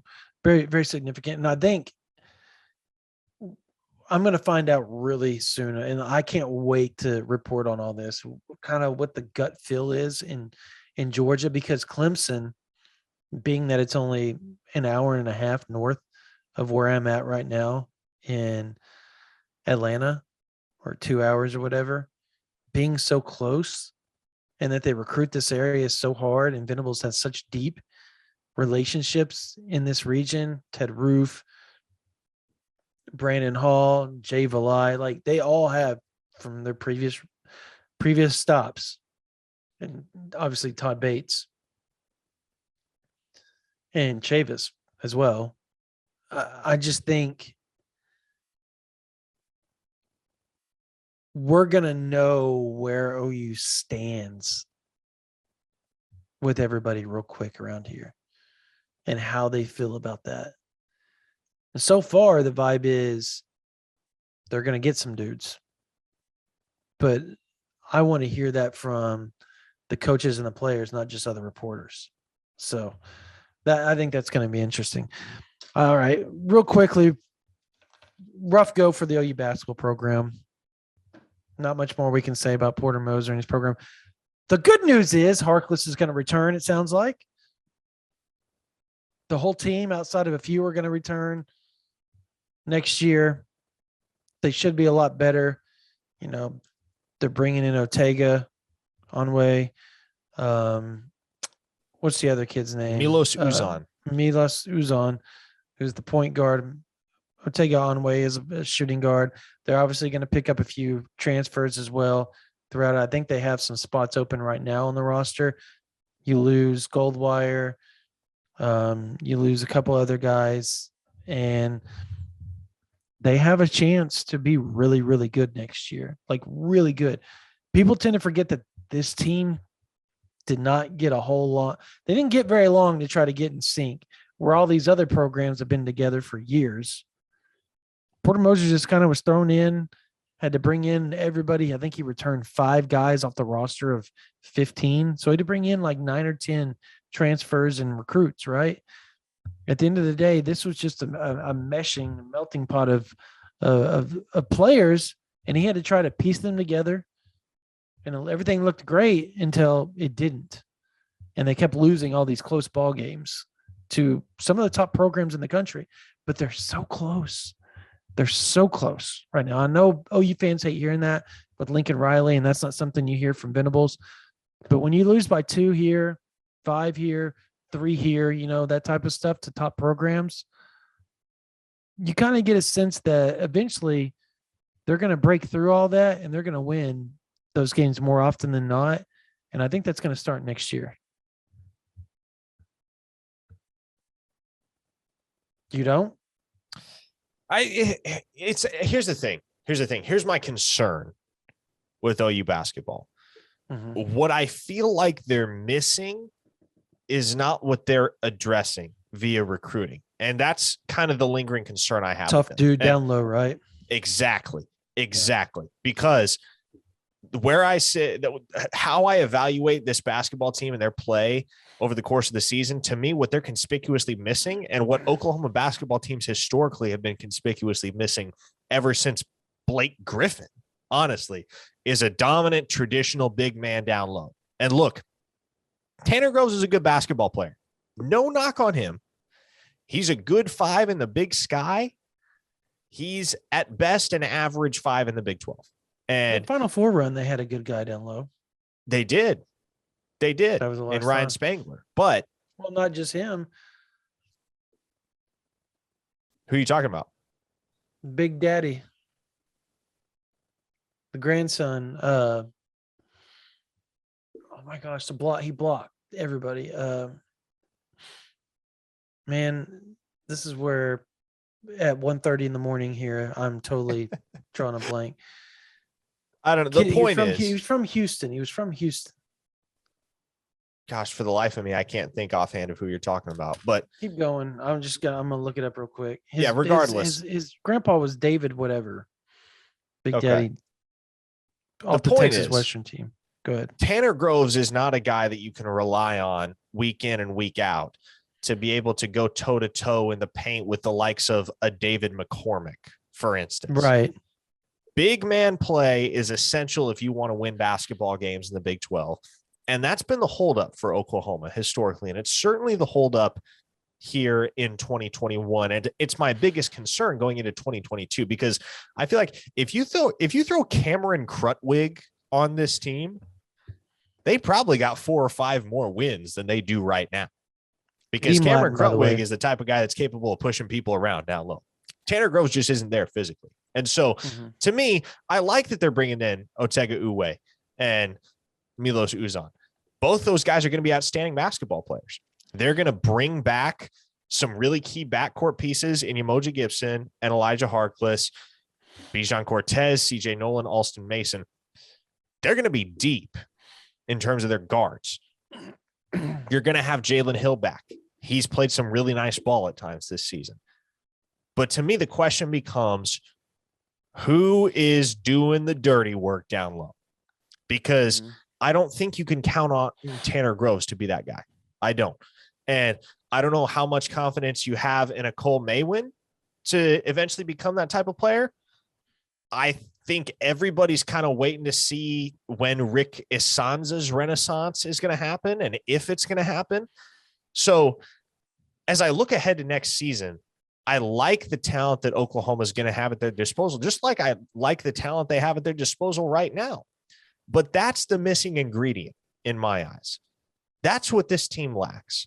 They lack a dominant presence on the interior. And until they get one, I don't know that they're going to be able to contend for a Big 12 title in the regular season. And I don't know that they're going to be able to make a deep run in the Big 12 tournament, because time and time again over the years, we have seen Oklahoma come close and not quite get it done. And you think about the teams of the late stages of the Lon Kruger era, teams that had Brady Manick playing the 5, for goodness sake. Yeah. That's not a recipe for winning basketball in the Big 12. You can maybe win you can have that type of strategy. You can employ that type of strategy, and you can play positionless basketball in mid-major conferences and have a lot of success. That doesn't fly in the Big 12.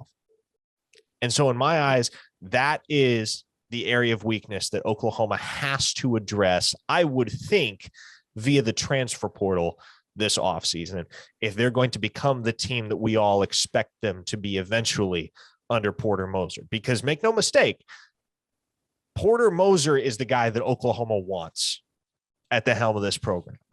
This was a slam dunk home run hire, and this team's spiral throughout conference play this year has not changed my mind on that. To me, there's still nobody across the country that you would rather have coaching your basketball program realistically than Porter Moser. And so you can make the case that Oklahoma is the most storied program in college basketball that has never won a national title. That's the monkey on the back of Oklahoma basketball right now. And you have a coach in Porter Moser that can be the one to take you to the promised land.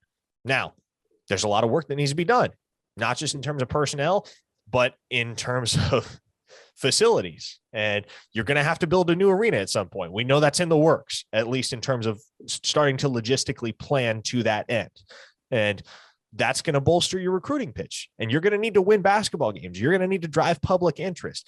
It's not going to be the type of thing where the switch flips overnight and Oklahoma is suddenly a perennial Final Four contender, but they can get there in the long term under Porter Moser.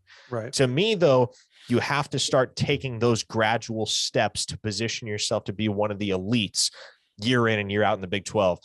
And to me, next season, that starts with finding yourself a consistently dominant big on the interior that you can rely on. Yeah. And so, like I told you when you said the last guy was probably Blake Griffin, blah, blah, blah.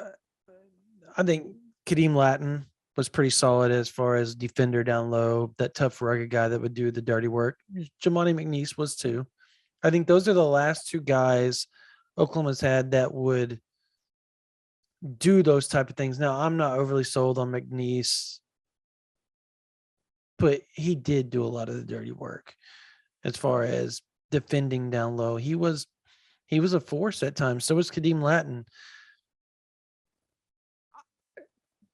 Tanner Groves is never going to be that guy. He looks like a 40-year-old man out there playing basketball. I mean, I think he's a good basketball player, but he's more fit for the 5 than he is the 4 by far.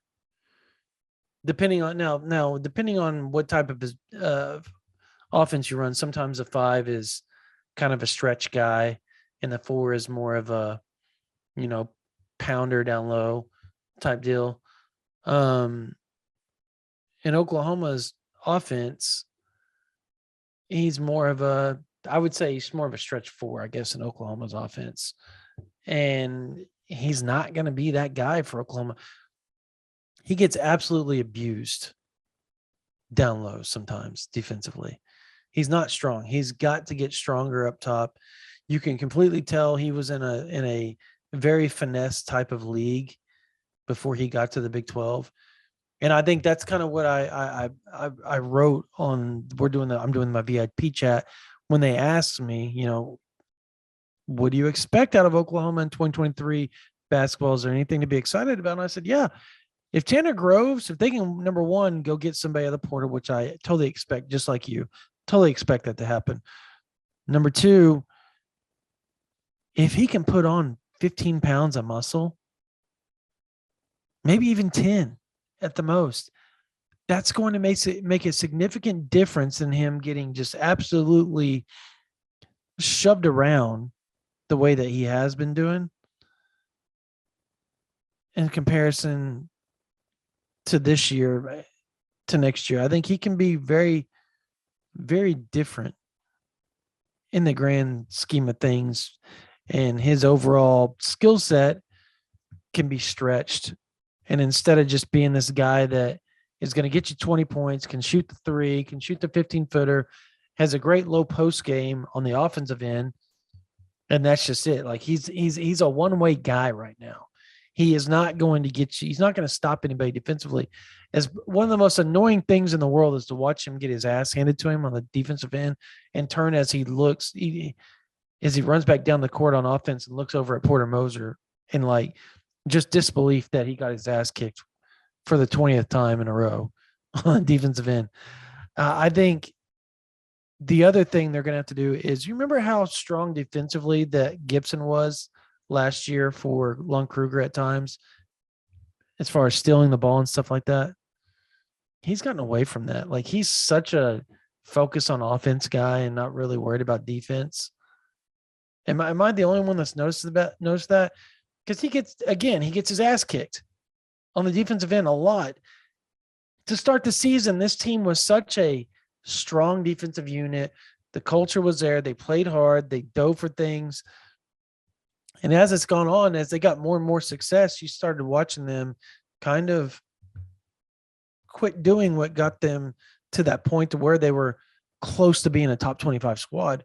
And that was diving after loose balls. That was doing those rugged things. And I think losing Harkless, I think you lose a lot of that culturally because he brings that on the court for the team. The only other person now on the team that does that rugged stuff is Goldwire. And when he's not on the court, which you can't be the whole time, I think you lose that edge. You know what I mean? Like, I think they're just so lost right now defensively, whereas they weren't like that to start the season. They were one of the better defensive teams in college basketball to start the year, and it's gotten progressively worse. Obviously, competition's gotten better, but we watched them beat 3 or 4 top 15 teams before they even got into conference play. What happened? Did they peak too early? That's another possibility. Maybe they did peak too early. The Big 12 is just a different beast. To me, that's what it comes down to. It's the SEC West of college basketball. And it goes back to the conversation we were having earlier about the style of basketball that Oklahoma plays, right? It's a style that can beat the likes of Florida and Arkansas and East Carolina. But you take that same program and you stick them in the throes of Big 12 conference play, they're not going to be able to hold up like they did in non-con. No, that's the reality of the situation. But I think you and I both agree if they touch on a few things, because they're not far off. And if they can get a few things ironed out, transfer portal, obviously maybe sign one more guy up on the recruiting trail and, do what they need to do. And we all expect Porter Moser to do that because he's a great coach and everybody wants to play for him. I think you and I both agree that they're probably at the very least an NCAA tournament team next year. So it's going to get better as he starts to get his guys in and starts to really, really get his culture entrenched into this program. And obviously as they start to do some things facilities wise for Oklahoma basketball, I think that's a big deal. I mean, but what Jeannie Baranchik's done is, whoa. So, the women's basketball team is pretty phenomenal. I guess to end real quick, speaking of donors, facilities, Oklahoma's upgrading some things facilities-wise. They're redoing the player lounge. They're getting sleep pods. They're getting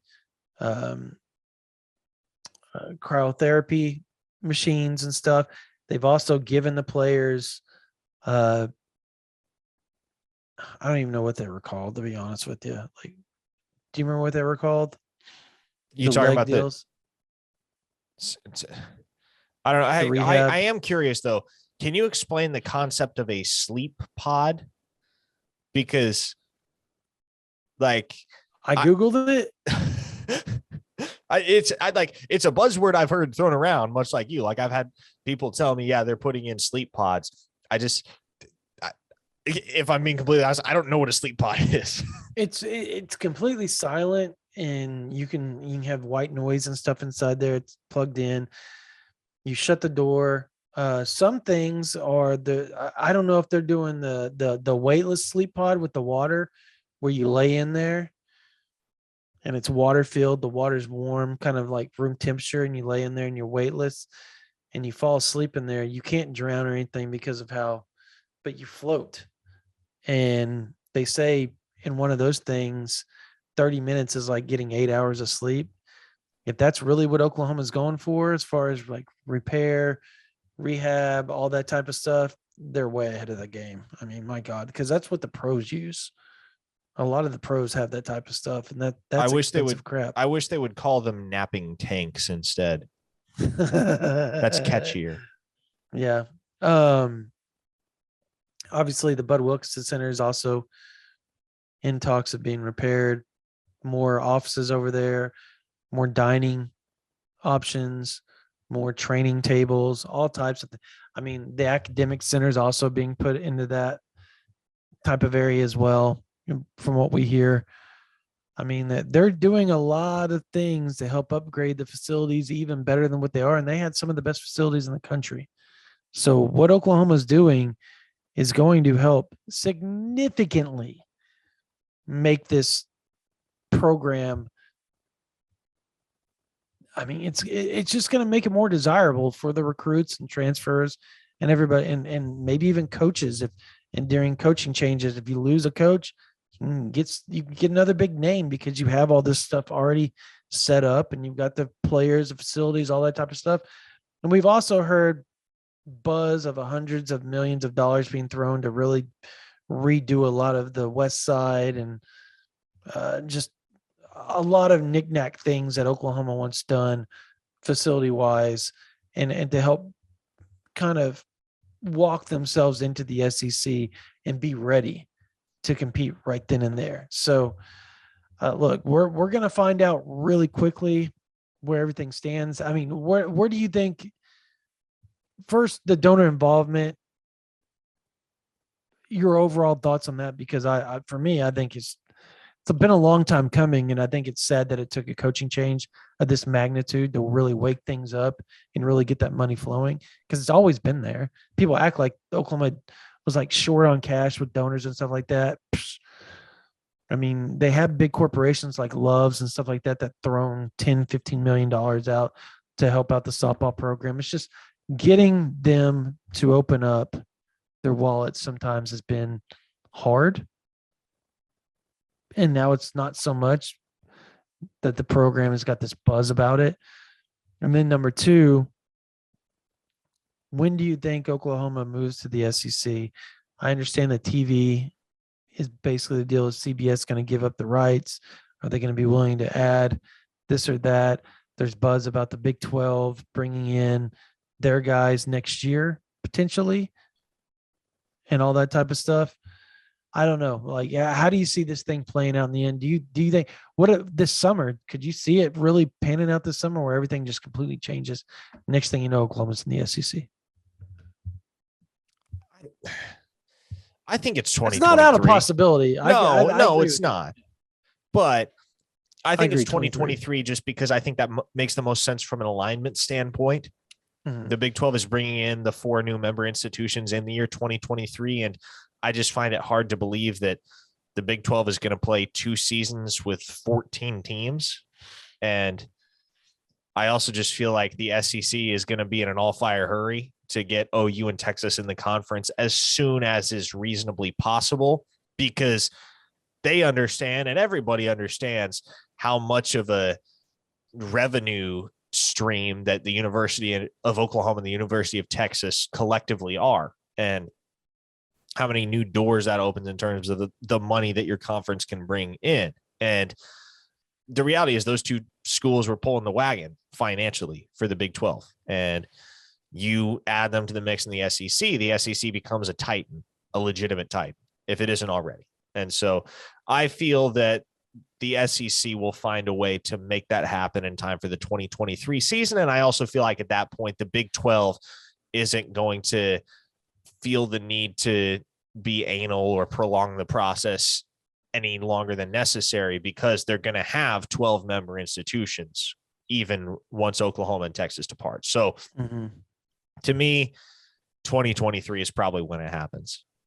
Yeah, I can't see him doing the 7-team thing. I cannot see Oklahoma and Texas or the SEC allowing that to take place. I know a lot of things are going to have to do with CBS. I think CBS is kind of the wild card here.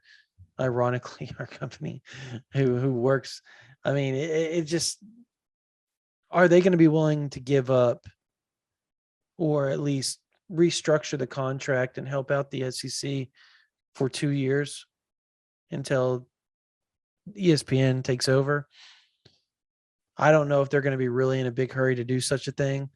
So would the rest of the conference, if Texas and Oklahoma came in, and I guess they're all making $60 million or whatever right now under the CBS deal, or close to it or something to that, because I can't remember what it is exactly.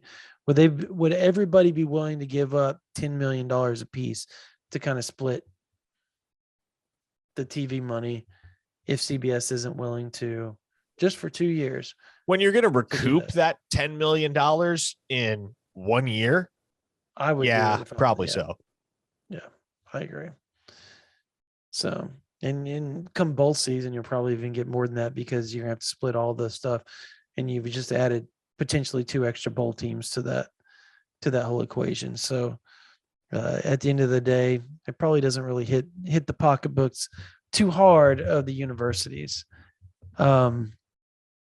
Yeah, I think that's going to do it for this version of the OU Insider Under the Visors podcast. If you haven't joined already, please do. Month of March, April, May, and June are going to be rocking as far as information goes, visits, recruiting, spring practice, all that. Plus,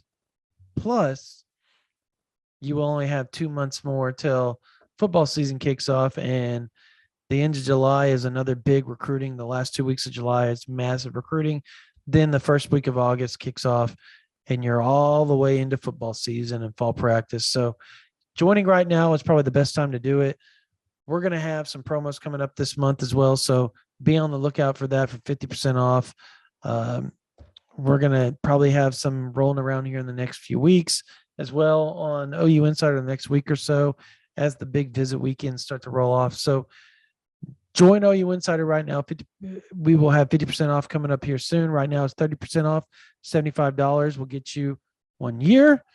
Or you can go $1 for the first month, $9.95 afterwards. What a lot of people do is they sign up and then they upgrade whenever the promos roll around and get that full year. So take advantage of all that stuff if you are an Oklahoma fan. We're growing at the fastest rate we've ever been. We're busier than we've ever been as far as at this time of the year than we've ever been as far as traffic goes. And that's all thanks to you, Oklahoma fans. You guys are the best. We couldn't do this without you. We can't thank you guys enough. We can't thank the VIP members enough. So sign up $1 for the first month, $9.95 afterwards. And then you can upgrade when there's a promo, the 50% off, 60% off, whenever we do all that type of stuff. Or you can sign up right now, 30% off, $75, get you 1 year. We'll roll you all the way through National Signing Days, or roll you all the way through spring practice, all the March stuff that we've been talking about, the visits, the recruiting, the commitments that they're going to unfold during that time, April spring game, May evaluation period, and all the visits that Oklahoma is going to be doing to all their top recruits, evaluating. In June, all the official visits that they're going to be happening in the month of June, Champion Barbecue that's going to happen in the month of June. In July, there's another Champion Barbecue at the end of July that'll get to take place. Then fall camps kicks off. The Sooners' first season under Brent Venables happens. National Signing Day in December.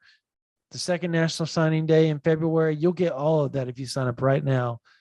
OU Insider 75% off. 30% off, $75. That's going to do it for Parker Thune. My name is Brandon Drumm. You guys have a blessed night.